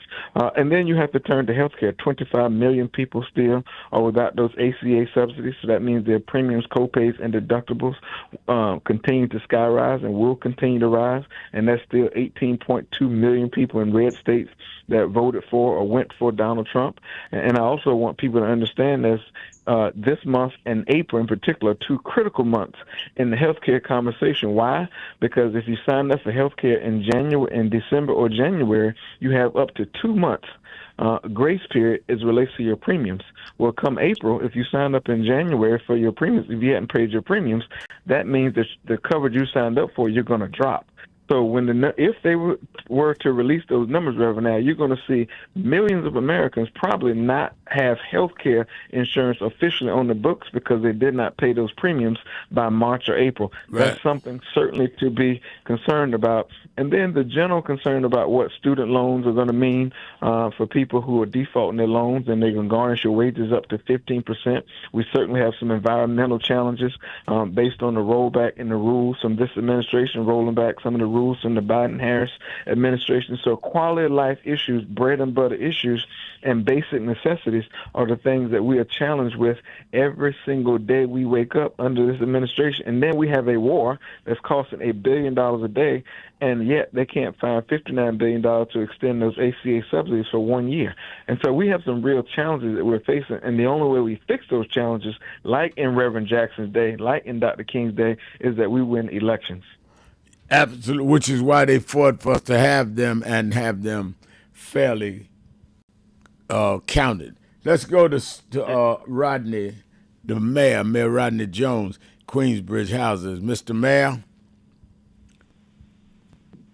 Good afternoon, my shepherd. We miss you, my shepherd. I'm glad you're back, my shepherd. I will. I'll be there Saturday. I'll be there Saturday. Don't worry about it. Listen. The Kenya Challenger, JT sister, tore it up. Yeah. I mean, Reverend Bird tore it down. You know, they stood in the gap. They stood in the gap, Rev. I mean, it was awesome Saturday. Great. So you should be proud that they stood in the gap, Rev. I love it. But I want to talk about this dude, Trump. Like, sometimes people castigate me. I'm an Army veteran. Said, don't, when I found out he was becoming president, don't join. See what's going on, right? So now, this is the same dude that disrespected Senator McCain, right? People don't understand. Senator McCain was shot down. He was a pilot, shot down over Vietnam, crashed, survived that, right? Then he spent time as a POW, prisoner of war. Survived that. He could have got on early because his father was a high-ranking officer. He said, no, I'm not leaving until all of them get out. This is how ill this was, and he talked bad about this dude. But then you don't serve in Vietnam because of bone spurs? Bone spurs? Are you ridiculous? I mean, people don't understand it. I'm an Army veteran. I served this country. So I don't want to hear all this nonsense about your insurrectionists that are out here, the ones that can serve, or you MAGA that's able to serve. Sign up, please, right now. Please sign up. Please sign up and go over there and fight. Because you know what? The people that believe in Allah, there's a difference. It's a difference. They scrap up and say, listen, Allah Akbar. They're not talking about, no. It's different over there. When you go over there and get on that land, it's different. Talk about guerrilla warfare, it's totally different. When you go on when you go over there and fight on that continent, it's totally different. Stop with this. Don't let this dude fool you. He's an evil man. But I'm going to get to this. Joanna Lee. I'm talking about Black History, Women History Month, Black History. Right. Joanna Lee. Joanna Lee is she was the first black woman recognized, 1783, 1864, recognized as the first black female preacher in the United States, to preach 1819 by Bishop Richard Allen, African Methodist Episcopal Church, AME Church, where I was at Saturday. A free black woman she served as an itinerant preacher in the AME Church, delivering messages of salvation throughout the Mid-Atlantic region. Lee's work challenged the gender barriers of the 19th century church, paving the way for future female clergy. There are a lot of these men out there, this misogynist stuff, they want women serving. But like you said in the Bible, Rev, you always talk about that, about Rebecca and all them.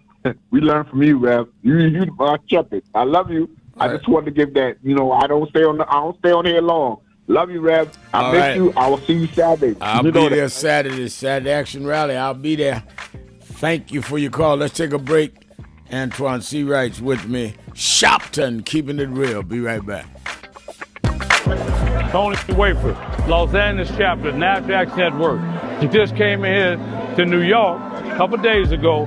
Had to stop by the House of Justice, and I sure enough found some justice. So I know I can leave here feeling like I got peace.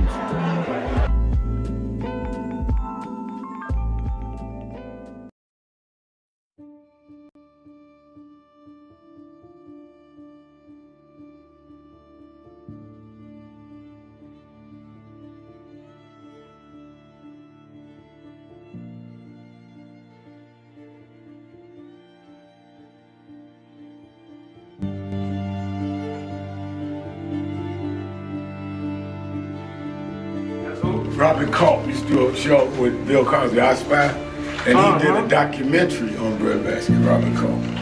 Oh, wow. You need to see that documentary. It's great. Absolutely. I lived this. I didn't read this. I was there. You're true to this. I'm true to this. Not new to this. I ain't new to this. Walter Von Troy, he was, Jack O'Dell was one of the guys that Kennedy warned Dr. King about. Say he was a communist. Jack O'Dell and Stanley Levinson. And Reverend brought him in. Nobody else in the movement would deal with Jack. Reverend brought him in. Oh, yeah. Sure. Just us. Just us. But there's stories behind all of it. It didn't just happen. But I am somebody. I may be on welfare, but I am somebody. I may be in jail, but I am somebody. I may be an educator, but I am somebody. I am black,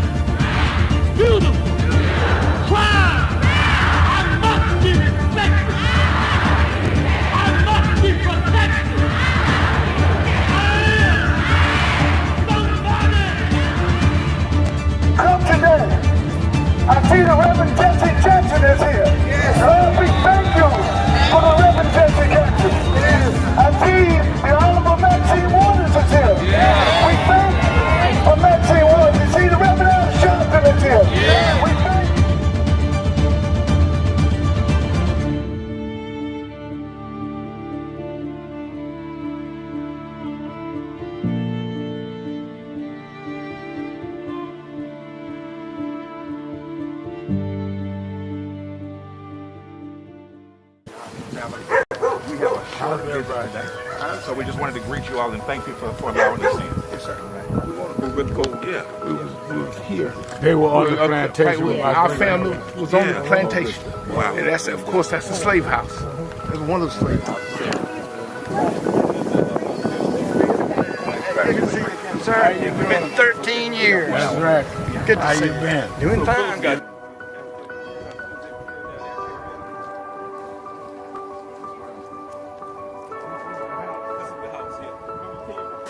Last time. And we, Alexander Sharpton.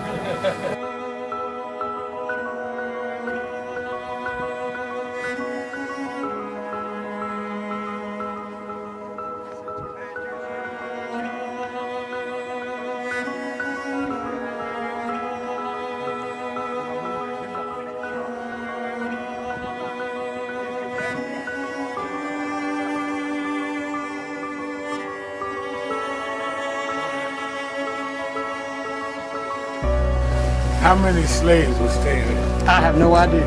This is where they would have slavery. Yeah, that's when exactly. That was exactly.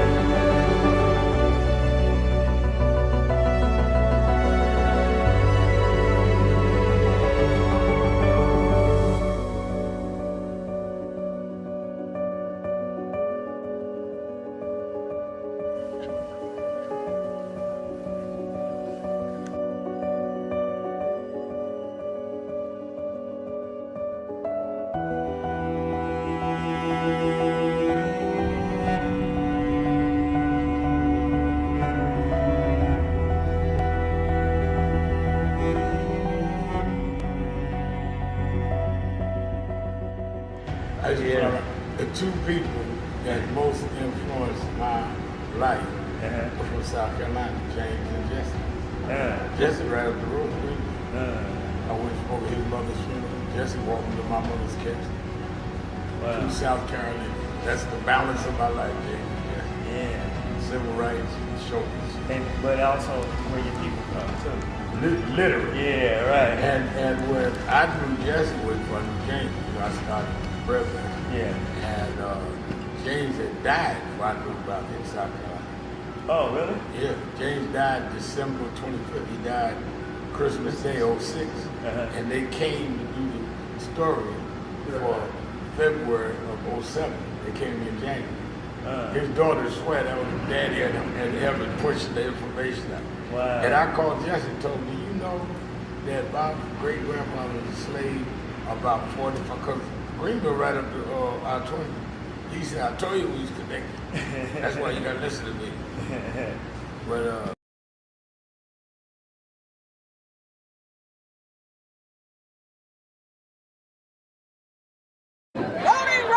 Voting rights. Everyone look here. Say it again, Miss Pearl. Voting rights. Voting rights. One more time, Miss Pearl. Voting rights. There we go. Voting rights. Voting rights. Voting rights. Voting rights. Voting rights. When do we want it? Now. When do we need it? Now. Yesterday. What do we want? Voting rights. When do we need it? Now. What do we want? Voting rights. When do we need it? Now. All right.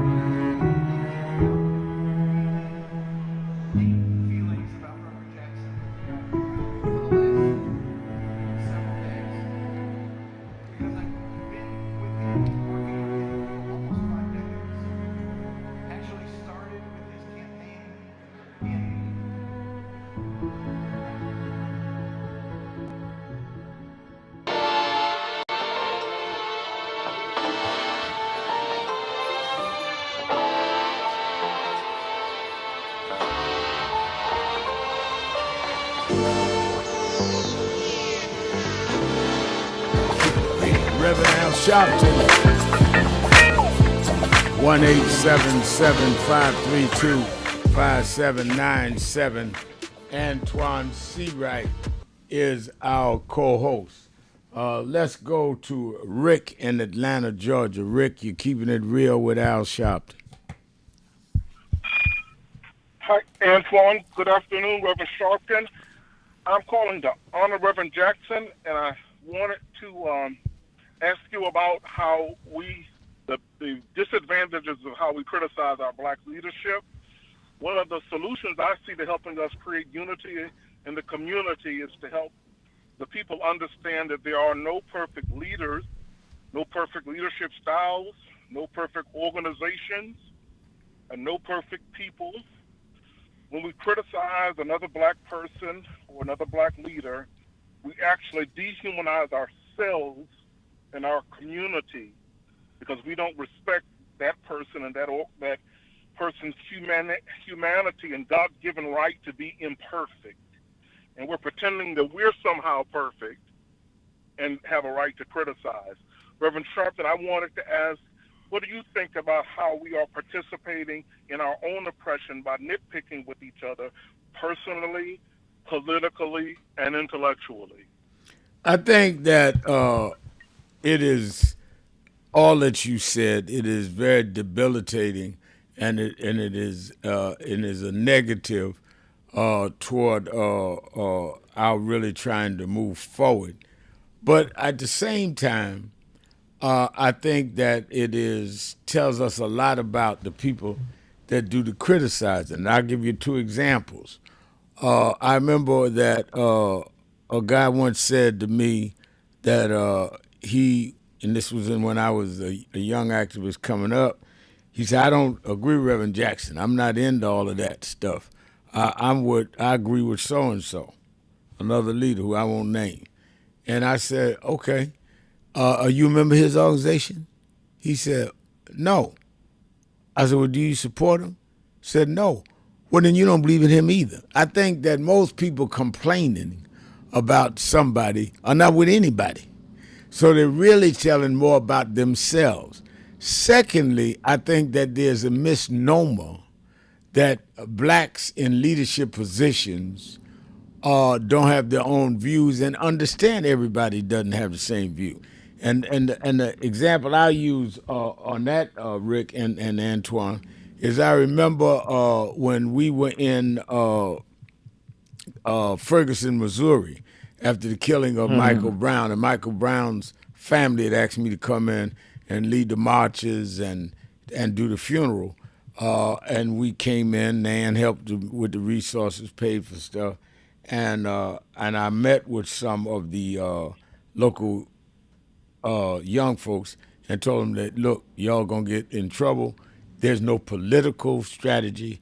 Aside from the fact I got a moral problem with burning and looting, you will not gain a prosecution. You're hurting the family, and they don't want the violence. So one guy who was not with the young people and was not with us come in and said, well, Reverend Al, I'm a revolutionary, and I don't believe in what you believe in. I don't believe in the system, and I don't believe in this, that, and the other, and these young people, da. And I said, I listened, and I said to him, let me ask you something. No, I'm just telling you, you ain't my leader. They brought you in here. I said, you finished? He said, yeah. I said, are you busy tomorrow morning about 10 o'clock? He said, I don't know why. I said, because I need you at a press conference. He said, at a press conference? I said, yeah, I want you to tell the world that I'm not your leader, because with your ignorant self, I want everybody to know you're not with me. So please, let's publicize that. If you can't do it at 10, can you do it at 11? Why do you think I want somebody to think that I'm your leader? That crazy, nonsensical stuff you talking. And he put his head down. Because people don't understand, you ain't got to be with everybody. Be with who you with. And don't act like everybody want you. That's like when I was in school, guys talking about I wouldn't date so-and-so. She wouldn't go out on a date with you. I ain't trying to lead everybody. I lead National Action Network till somebody else lead it. Somebody else running for office, they know it ain't getting everybody to vote for them. People gonna vote against them. They want the most votes. And I think we delude ourselves talking loud, saying nothing. Thank you for your call, Rick. And you understand what I'm saying, Antoine? We've always had a multiplicity of leaders at the same time. And you're one of the few young guys that understand that. We had Adam Clayton Powell in Congress, Thurgood Marshall in the courts, Dr. King in the South, Malcolm X in the North, Fannie Lou Hamer in Mississippi, all at the same time, Thurgood Marshall in the court, all at the same time. We never had one route. And I don't understand when people start running that down, it shows their own ignorance of our history. Well, Rev, I can tell you this. I've learned this little notion as I've gotten older is that I'm for constructive criticism, but I'm not for constructive criticism from people who have not constructed anything. Right. And that tends to happen in our community. People who have not done nothing, not interested in doing nothing other than complaining and whining. And we saw that in the last election. Democrats ain't do nothing for me.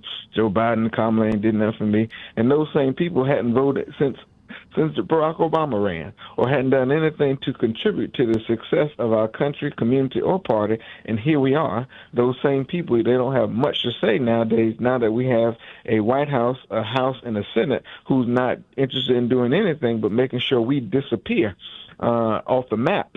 Politically, socially, and everything, economically, and everything else. You don't hear anything from those folks about what the Democratic Party ain't doing for me. And so I think we have to learn how to ignore certain things, but also put all things in perspective. Absolutely right. Let's go to Janet in Baltimore, Maryland. Janet, you're keeping it real with Sharpton and C-Right. What man? Hello.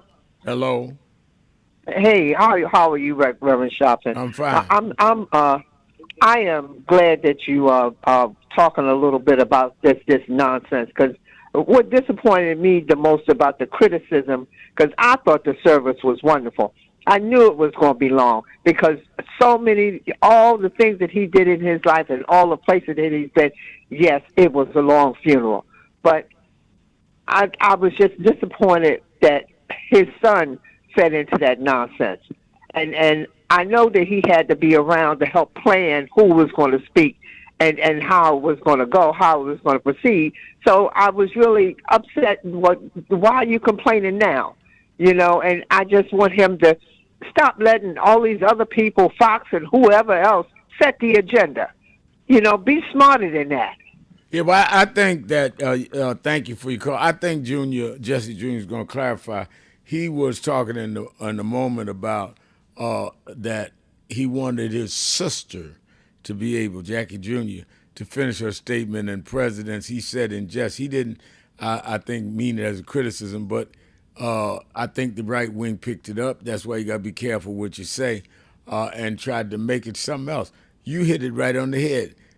3 presidents and a former vice president could not have been there without Secret Service having done 2 days of combing the joint and all that. The family knew the political leaders would come and asked them to come. They knew that they had put me on program. And they know, if you listen to Jonathan Jackson's speech on Saturday, he talked about he didn't agree with the administration. So I think they're trying to overblow something.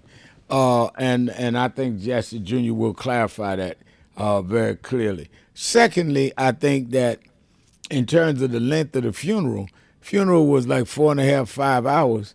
Rosa Parks' funeral was 8.5 hours.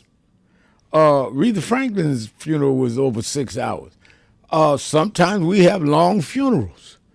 And I think that if the family wants certain people to speak or certain songs to be sang, the funerals are for the family and for the living. If you don't like long funerals, make sure you tell your family, keep yours down to a half hour, and we'll probably try to accommodate. A lot of us, I don't want no long funeral. A lot of us ain't got no options. Ain't much to say. Let's go to Bertha in Cleveland, Ohio. Bertha, you're keeping it real with Al Sharpton. So let's go to break. Let me take my break first, Bertha. We're getting ready to take a break. We'll come right back to you, Bertha. Keeping it real. Sharpton. Be right back. Tony Wafer, Los Angeles chapter, NASDAQ Network. She just came in here to New York a couple days ago, had to stop by the House of Justice, and I sure enough found some justice, so I know I can leave here feeling like I got peace.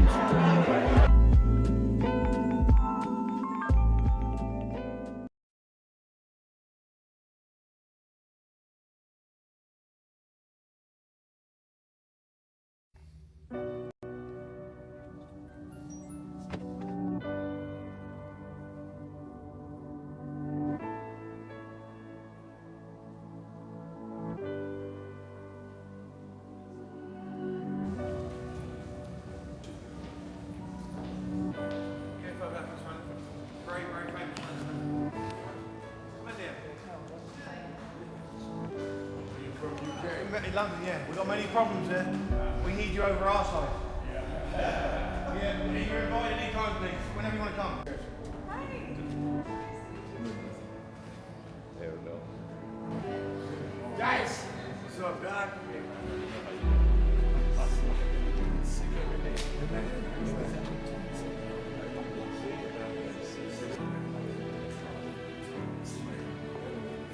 So we are in not a political dilemma, we are in a moral dilemma. And if the black church does not come with a prophetic voice, then who's going to do it? We can go through all the data, all the statistics, all we're going through in the workshops, but the question is, where is the action going to be? We all believe in Jesus. Jesus didn't teach theology, he healed people. And they learned the nature of the theology based on his healing. We got to heal this nation. And if we heal this nation, the nation will return to our churches. But we've become silent and compromised. And we try to blame it on, I'm not in this. You are in this. You live it, your members live it. Unemployment now is higher now than it's been since the pandemic. Yet we survive. Yes, sir. There's no history in the world of any people that went through the kind of psychological, cultural, and physical slavery like blacks did in America. The only reason we're still here is because of our faith. We had no external strength. We had an internal strength. And it was the God that we were taught by our mamas and grandmamas that brought us through. And I don't care who's sitting in the White House, we cannot betray the God that brought us through.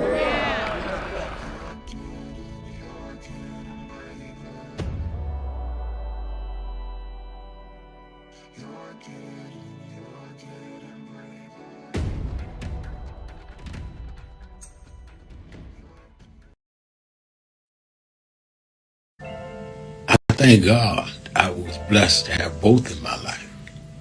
Both historic, strong figures.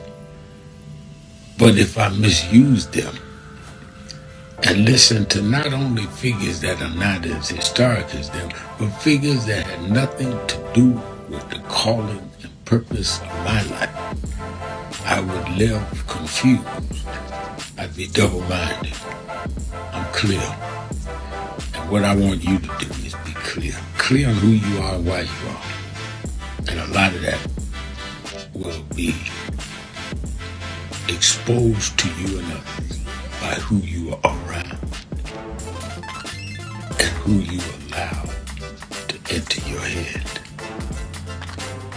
Keep people at a distance that only have a distant and unclear vision of who you are and who you are supposed to be. They could be your blood relatives, but they could not be the ones that accompany you toward what you ought to be about tonight. Everybody good to you ain't good for you. Everybody that makes you laugh sometimes end up making you a joke. I want to talk to you. I wanna talk to you. Just breathe.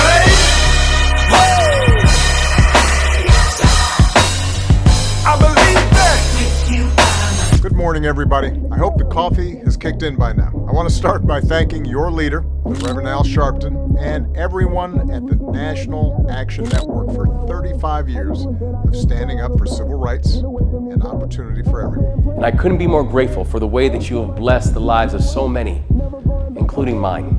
As we look today on King Day, let us not forget that we had to struggle to even have this day. They did not wake up one morning and say, let's give a federal holiday to Martin Luther King. People petitioned, people marched.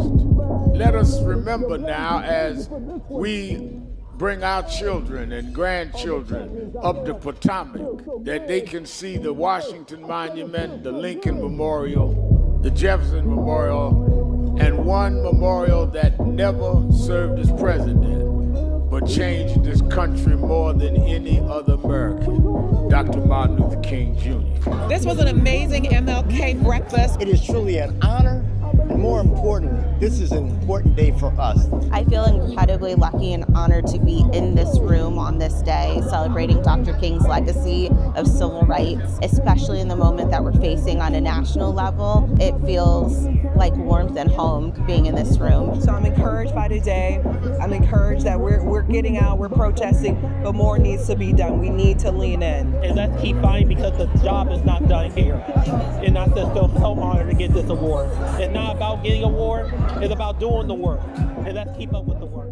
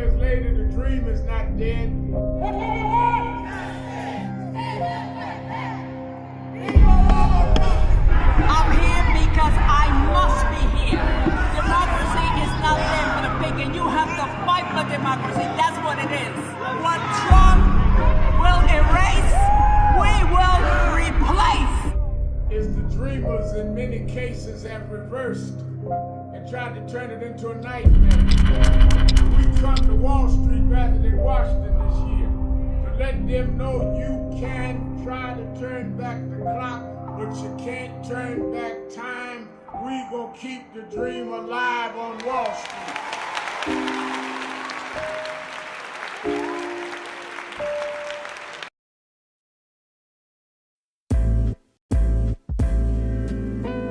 So it's become almost an unhealthy habit how much I'm listening to Keep It Real, because it is the realest thing on the air anywhere, whether it be online or whether it be on the radio or wherever it's coming into you from, because there's no one of Rev's importance and caliber who is as dominant a media figure as he is, who allows people to speak at length, and who he treats with equal respect and admiration with every call, whether he agrees with you or not.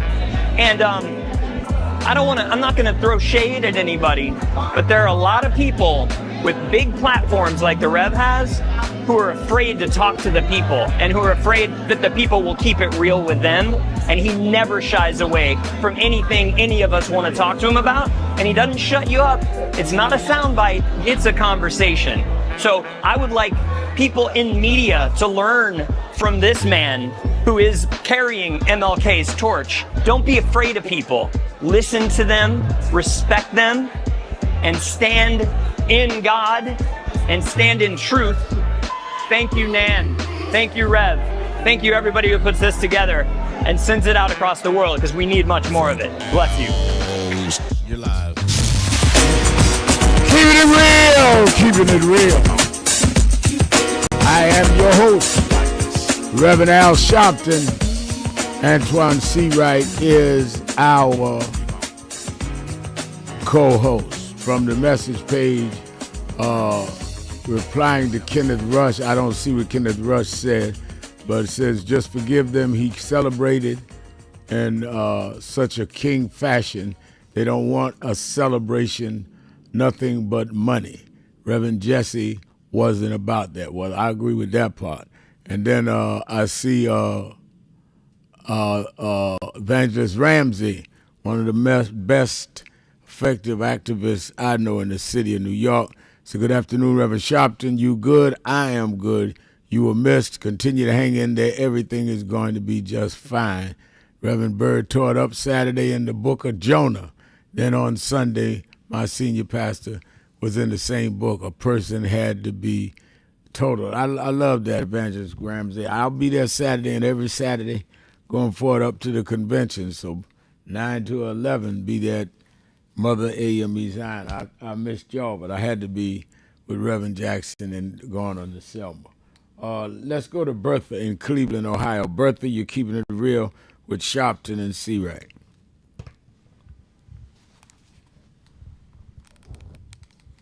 I don't hear Bertha.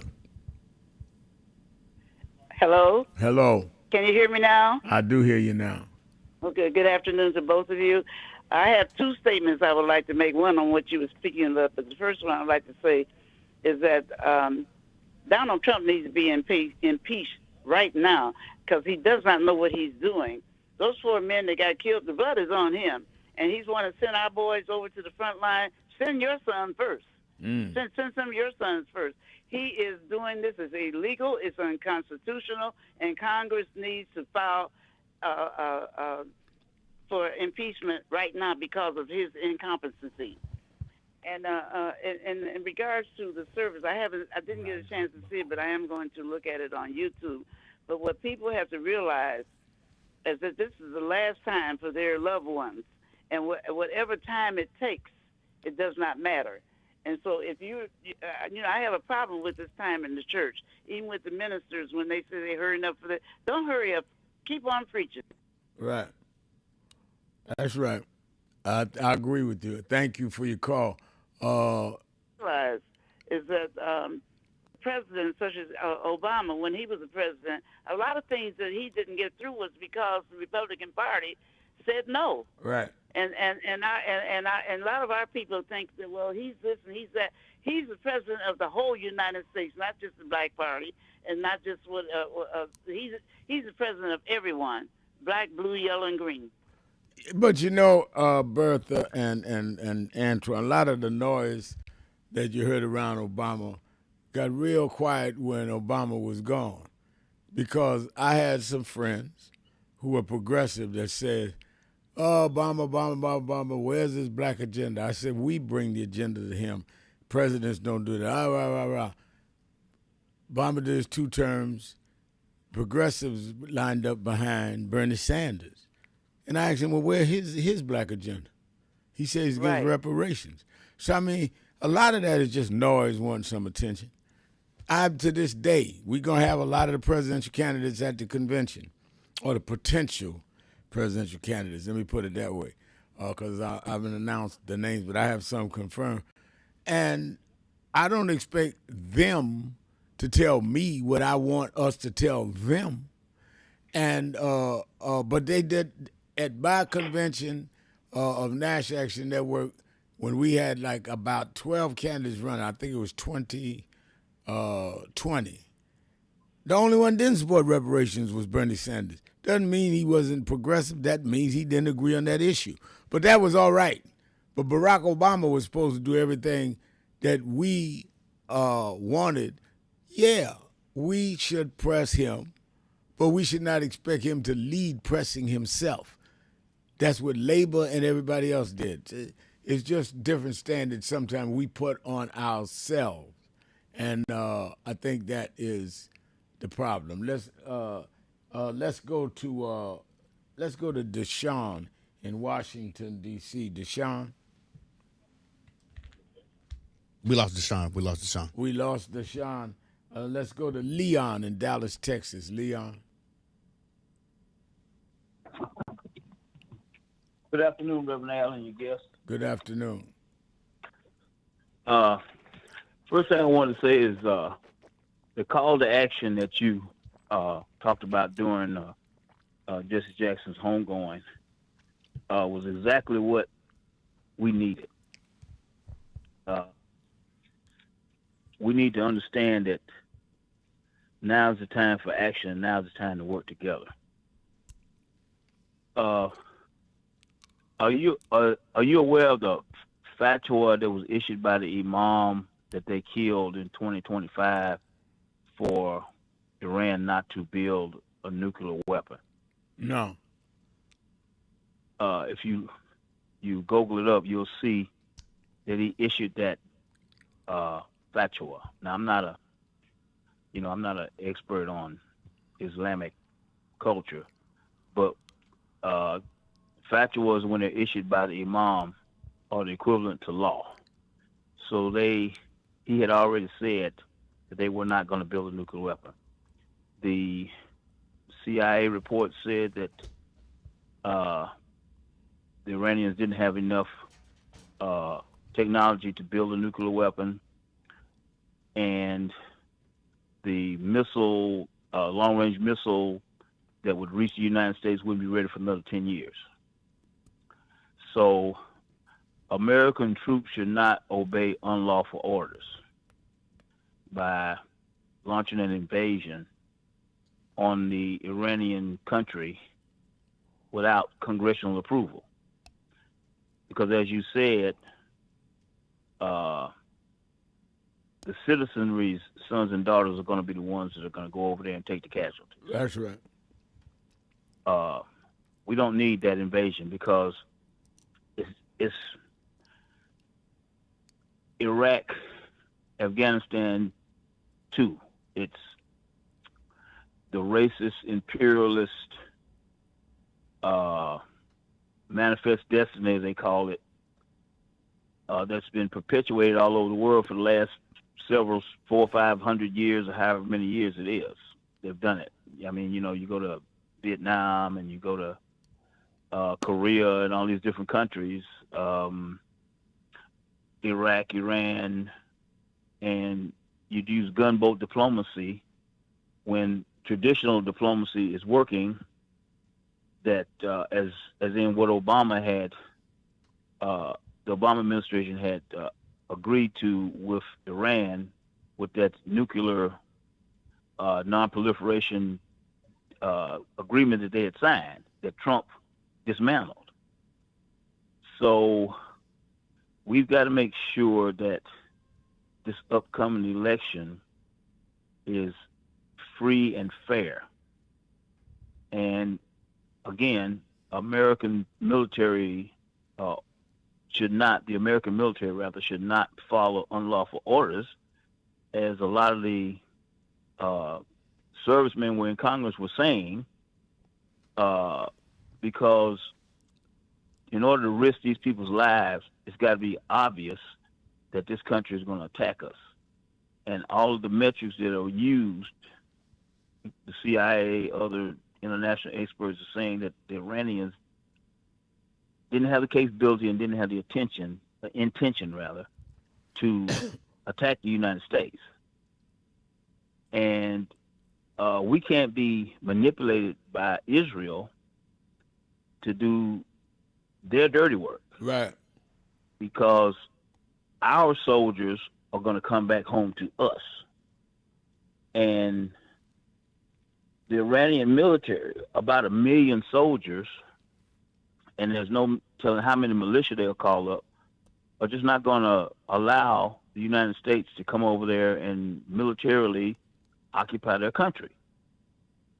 So we need as the citizens to demand that our representatives do not allow Trump and Hegseth, who have said, oh, it's going to take some casualties and we don't know how long it's going to be, to get us in another protracted war that all the experts are saying we're not going to win militarily and we're going to lose all these people.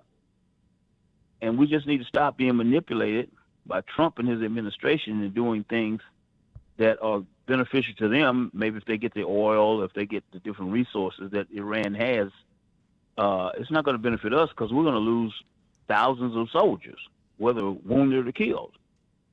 So I just hope the American people are going to, wake up and demand that Trump be a president and not a dictator. And I just don't. I just want to see us do it and not just talk about it. Talk is cheap and getting cheaper. You're absolutely right. Thank you for your call. I'm hearing a lot, Antoine, of people peeping through the noise and not buying this. The loudest sound means that you have what should be resonating with people. Well, and I think that's right. And the most important thing is we've got to be consistent with our external communication and messaging. All I hear from some of our quote-unquote critics or the loud noisemakers is, as it relates to the Democratic Party and national politics, is Democrats don't have a message. But yet those are the same people, every chance they get, they talk about everything except the things that we need to be talking about that most of the American people are focused on. The American people have demonstrated, poll after poll, survey after survey, the most important issue they're facing right now is this unnecessary affordability crisis brought to you and paid for by your neighborhood Republican Party.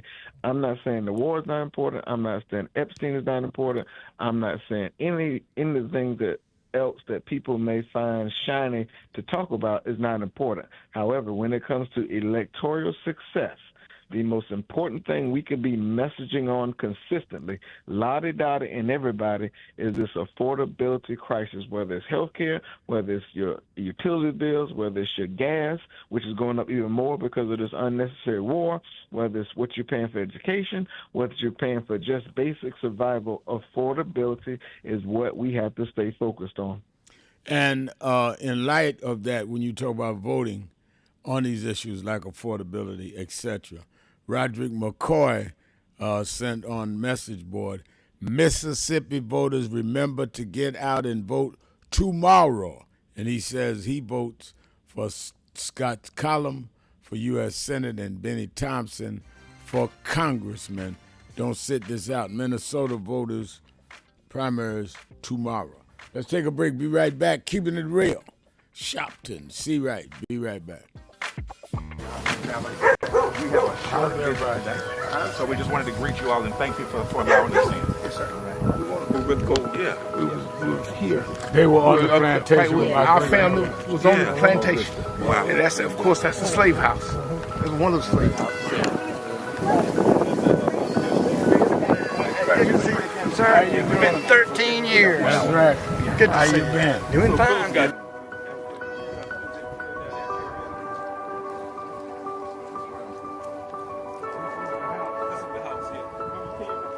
Last time, and we Alexander Sharpton.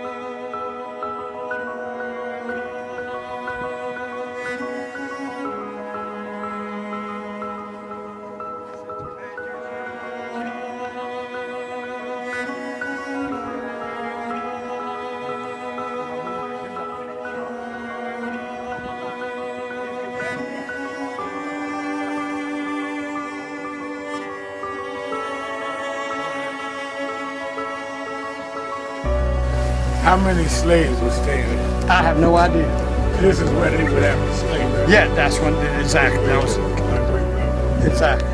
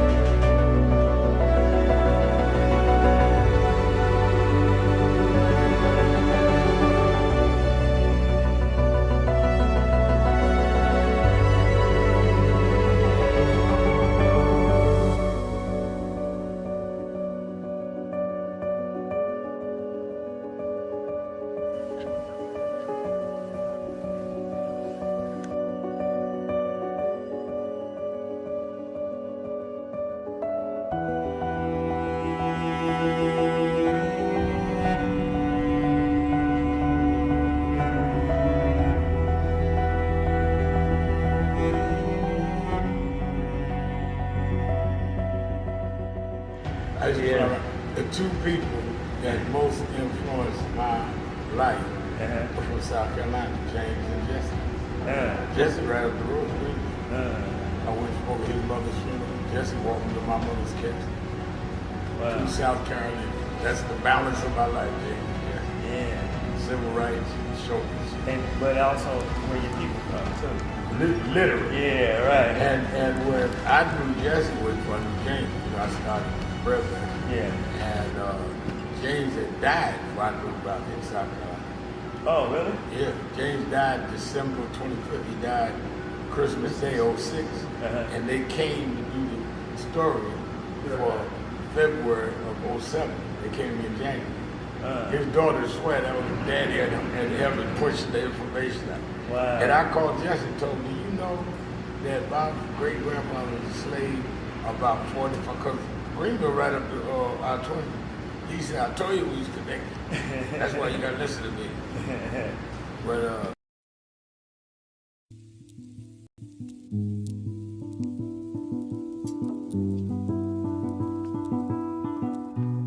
I had a thought this morning that I want to share with you about mentorship.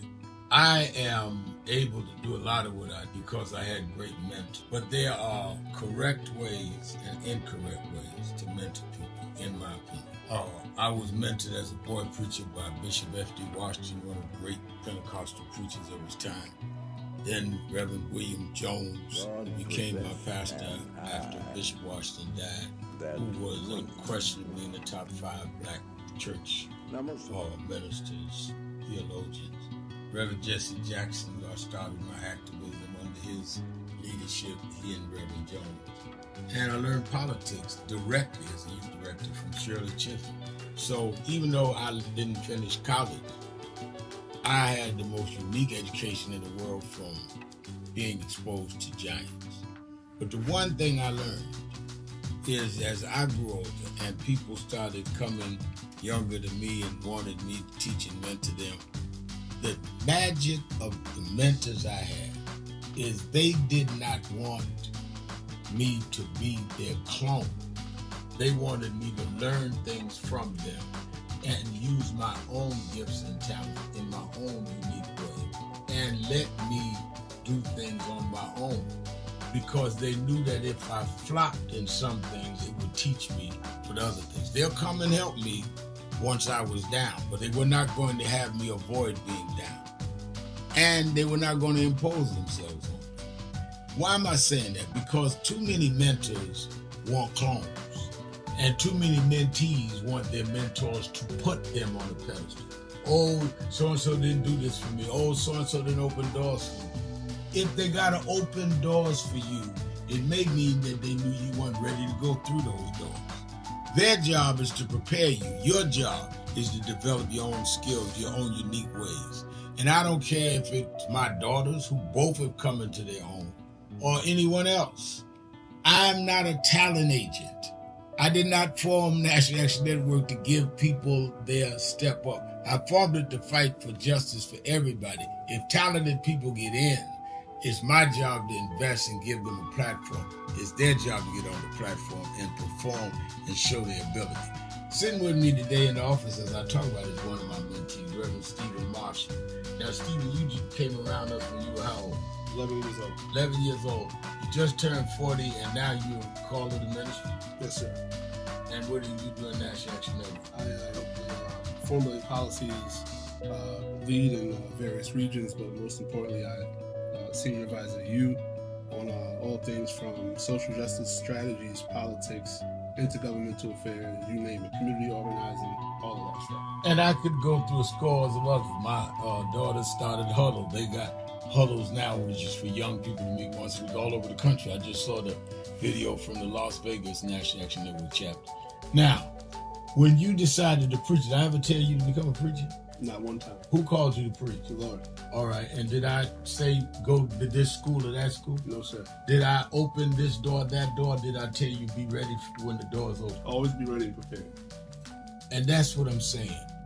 Get you some young people than you that you can help along the way. But don't be their talent agent. Their talent must speak for themselves. And anybody that grumbles with you about so-and-so didn't do something for them, maybe it's because they didn't feel you were ready, or that they felt if they did it, you wouldn't do it on your own.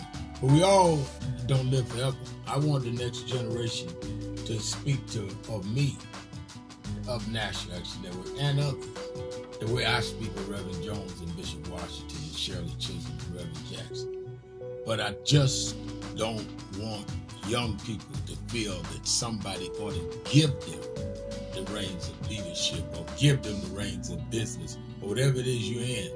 You need to learn from their journey, get the pearls of wisdom from them, but don't have them do for you, because then it means you can't do it for yourself.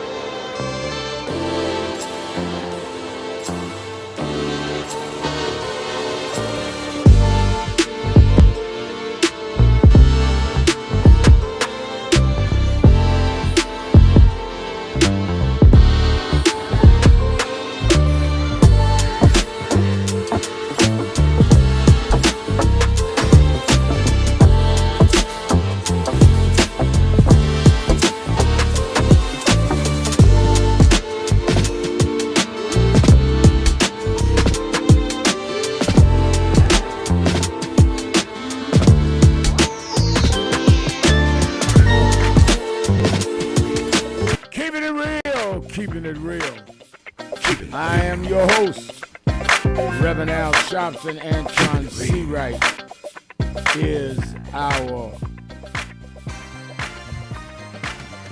is our co-host. Let me say by way of announcements, Saturday Action Rally.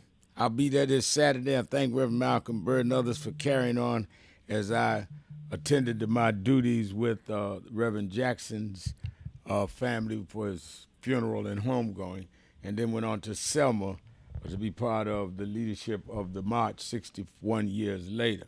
But I'll be there this Saturday, Mother AME Zion Church at 137th Street between Lenox and 7th. You should be there 9 a.m. to 11.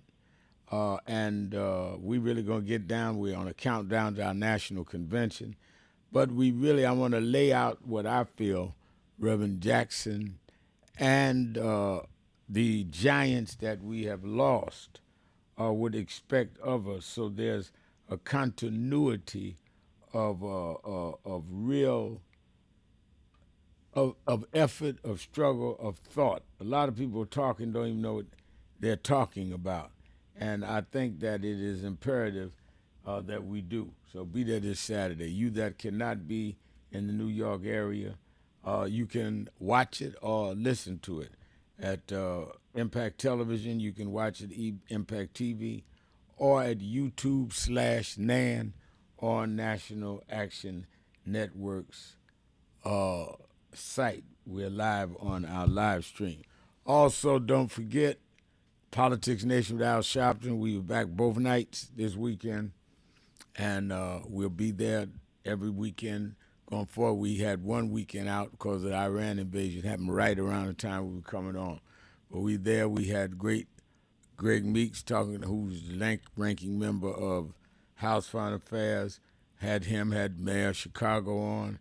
So many others. You never know. I do not waste your time. Watch Politics Nation with Al Sharpton, 5 p.m. Eastern Time, every Saturday and Sunday.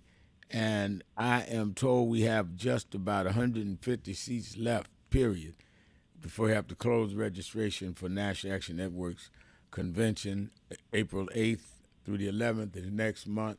We already over the 5,000 mark that I wanted to cut off, because last year we had pre-registered about, I think it was 4,700. We ended up with over 10,000. So I'm trying to leave room for the students from the HBCU tour and from our chapters. So I wanted to cut it off at 5. We're over that. So the new goal, we only 150 short. Go to the website. None of the sessions cost money. I've already said most of the potential presidential candidates to speak. I'm going to release all of the people that are going to be doing workshops and speaking. You need to be part of it, because we don't just hear the speeches and clap. Then we try and, from what we've heard, we begin building by the end of the convention. This is our agenda for the next year. It's what we did for a year on DEI. We were able to get some companies to back up off of that. This is what we want to do in terms of registration. This is what we want to do. Our convention is free, but it's also not free of planning. And whatever we decide to do in April, and we do it every April because that's the month Dr. King was killed, and we come in his tradition. Whatever we do in April, we'll be doing all the way to next April. All right, let's go to Tyrone in Philadelphia, Pennsylvania. Tyrone, you're on with Seawright and Sharpton. Is Tyrone there? Don't think we have Tyrone. No, I do not hear Tyrone from Philadelphia. Well, I got him. All right, here we got him. Go ahead. Yeah, I'm sorry, Rev. Rev, thank you for taking my call today. Let me say peace and blessing, much love and much respect to each and every one of you. Rev, I am so proud that you allow me to call you my godfather, because as your godson, my brother, Saturday touched me, oh man, in such a way. And Rev, if you don't mind, I just want to share very quickly what Saturday did to me, and then I'd like to respond, make a quick sharing about the young man that you had the little powwow with. Well, I am so proud of the Jackson family, because family is the backbone to everything we do. And I pray to God that Congressman Jackson, I love you, brother. I thank you for your awesome sharing, because one of the things that we really make a mistake is that we don't respect what family is and what family should be. And the Jackson showed us that in many, many ways. Rev, let me share this with you very quickly. On the 10 years after the 50-year march, where our great sister, our champion Paula People, and had us to come to Washington and celebrating of the 10 years anniversary.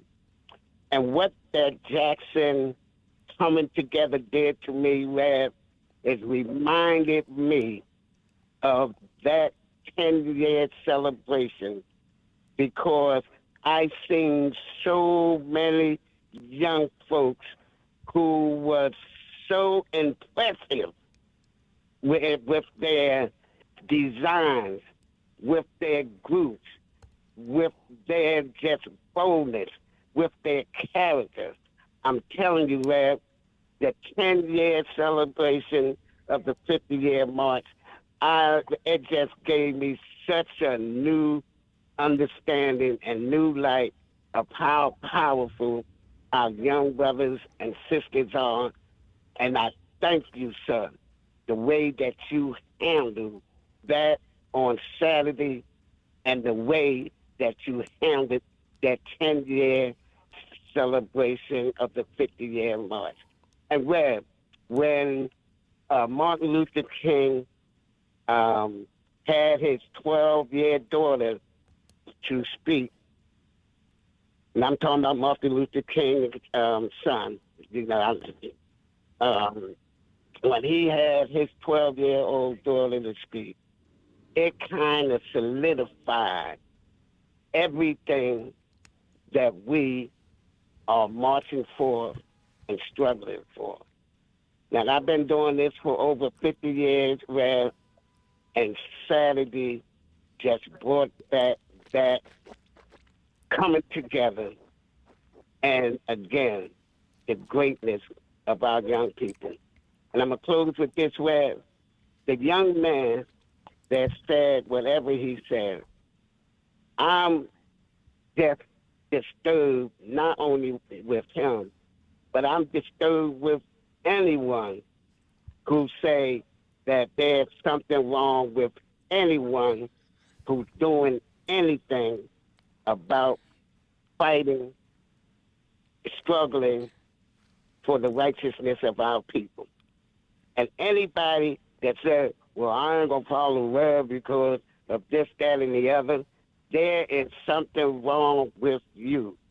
Because right now, we all need to be holding one another up, regardless of which way we are moving and whatever we're doing, and fighting and struggling for the righteousness of our people.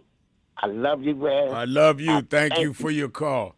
And let me also put in the discussion, let us not forget that we lost Bernard Lafayette, who was the original civil rights leader to plan the Selma March. He's the one Martin Luther King sent into Selma, and we lost Bernard Lafayette. I've talked with his family. I'm waiting on details for that. We must hold up our giants. Let's take a break. Be right back. Keeping it real. Sharpton. Be right back.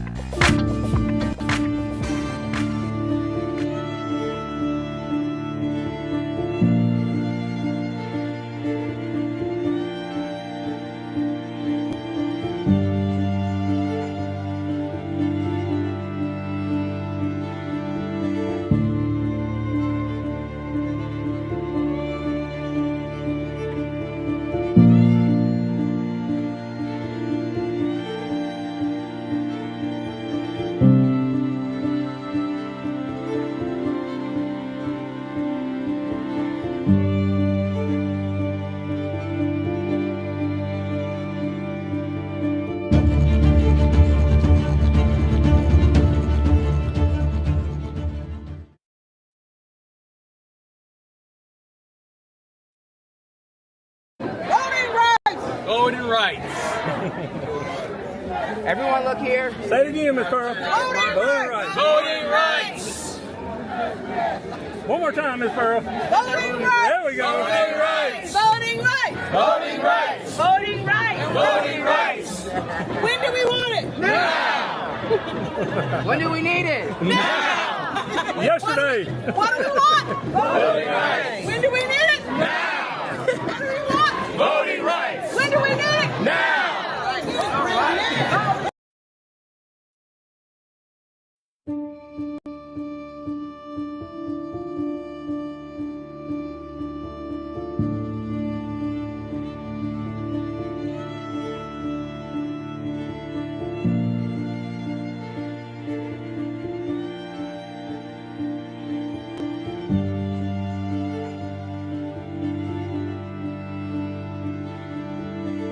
Robert Culp used to do a show with Bill Cosby, I Spy, and he did a documentary on breadbasket, Robert Culp. Oh, wow. You need to see that documentary. It's great. Absolutely. I lived this. I didn't read this. I lived it. I was there. You true to this? I'm true to this. Not new to this. I ain't new to this. Vote to phone true. He was, Jack O'Dell was one of the guys that Kennedy warned Dr.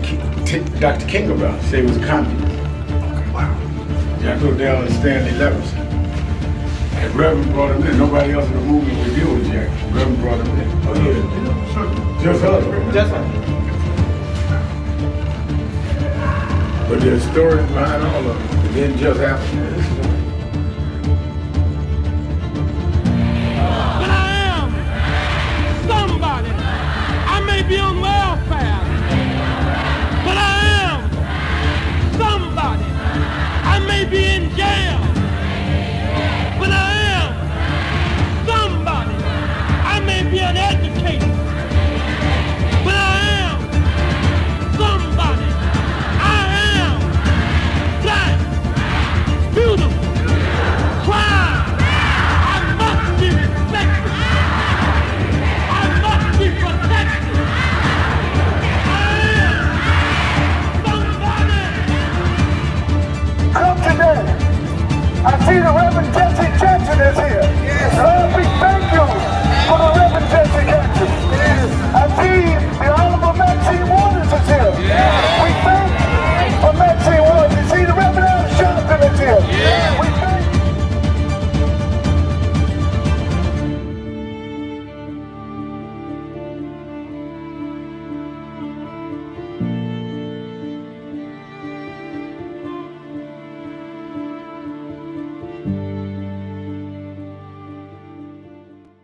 Do you know what time it is? It's Al Sharpton time. It's time to put aside all pretenses, deception, denial, or fronting. The time has come to keep it real on Keeping It Real with Reverend Al Sharpton. You need to keep it real with Reverend Al Sharpton right here on Uber TV. Reverend Al Sharpton, and we're back. 1-877-532-5797. 1-877-532-5797. Let's go back to the phone. Attorney Jennifer Jones Austin is. Every day, Monday through Friday, I do 3 hours a day on Keeping It Real with Reverend Al Sharpton. I do 1 hour on Sunday mornings with Reverend Al Sharpton. And I'm live on radio and TV with the Saturday Action Rally. 7 days a week, I talk to our people. Hear from them, to call in. I'm sick and tired of people talking for people that they don't talk to. So go on www.nationalactionnetwork.net. Listen to my show, call in, express your opinion. You don't have to agree with me. But let's start talking to each other rather than about each other and lecturing at each other. Let's keep it real with Sharpton. Happy 20th anniversary to Reverend Al Sharpton on 20 years of Keeping It Real. 2 decades of truth-telling, fearless advocacy, and keeping the people informed and empowered. Thank you for always speaking power to justice and standing firm for what's right. Here's to 20 years of impact and many more to come. Reverend Sharpton, how do we begin to make peace with our past? I don't think it's our obligation to make peace with our past. I think it's our obligation to learn from our past and to understand that soon we gonna be the past. I mean, a lot of us act like we gonna be permanent and that the past is the past. If we draw on the strengths of the past and uphold the dignity and the integrity of our people and then perform it at our highest level in our generation, as Dr. Moss said, that's our obligation. One of the reasons that I've been so concerned about this cultural tone that we're in now is a lot of us have lost the dignity that our community has shown from Jamestown to now. I've questioned some of the artists that no longer sing to uplift us. And there's never been a generation that didn't use our music and our culture to lift us up. And the excuse is where they say, well, we just want to show what's there. But we never just accepted what was there. We always looked at what was there and looked through it and brought our people the way it needed to be. So in slavery time, we were singing Go Down Moses and Swing Low Sweet Chariot. We wasn't singing about the cotton picking nigga in the field. That's what we saw. But that's not what we sang. Keeping it real. Keeping it real. I'm your host, Reverend Al Sharpton, and we're back. And let me, before I go back to your calls, one of the things that I said at Reverend Jackson's funeral is that the action we take is imperative so that we can gain the power to get things done. And I referred to the fact that if the Democrats take the House, Hakeem Jeffries, who I've known a long time, member of National Action Network, will be the speaker, and he'll be a speaker for everybody, and will make sure that the issues and concerns we have are heard. And I have him on the live line, the ranking member of the House, the head of the Democratic Caucus, Congressman from Brooklyn, New York, Hakeem Jeffries. How you doing, Congressman? How you doing? Good afternoon, Rev. Great to be with you, and thank you so much for that powerful remembrance and for, the shout out as to what the stakes are relative to the upcoming midterm elections. We're going to fix these tricks in 2026. That was a memorable line, and we're going to ride that all the way to victory. Right. We definitely are going to my theme for the convention this year, and you come every year, is straighten out tricks in 26 so we can open up the gates in 28. Give me your memory, Congressman, and your tribute to Reverend Jackson. Well, he was such a legendary, transformational, iconic leader who, of course, put liberty and justice for all first, and equal protection under the law. Someone who has made such a tremendous difference in the lives of millions of Americans, certainly Black America, but for all Americans, who we continue to be inspired by, stand on his shoulders to this very day.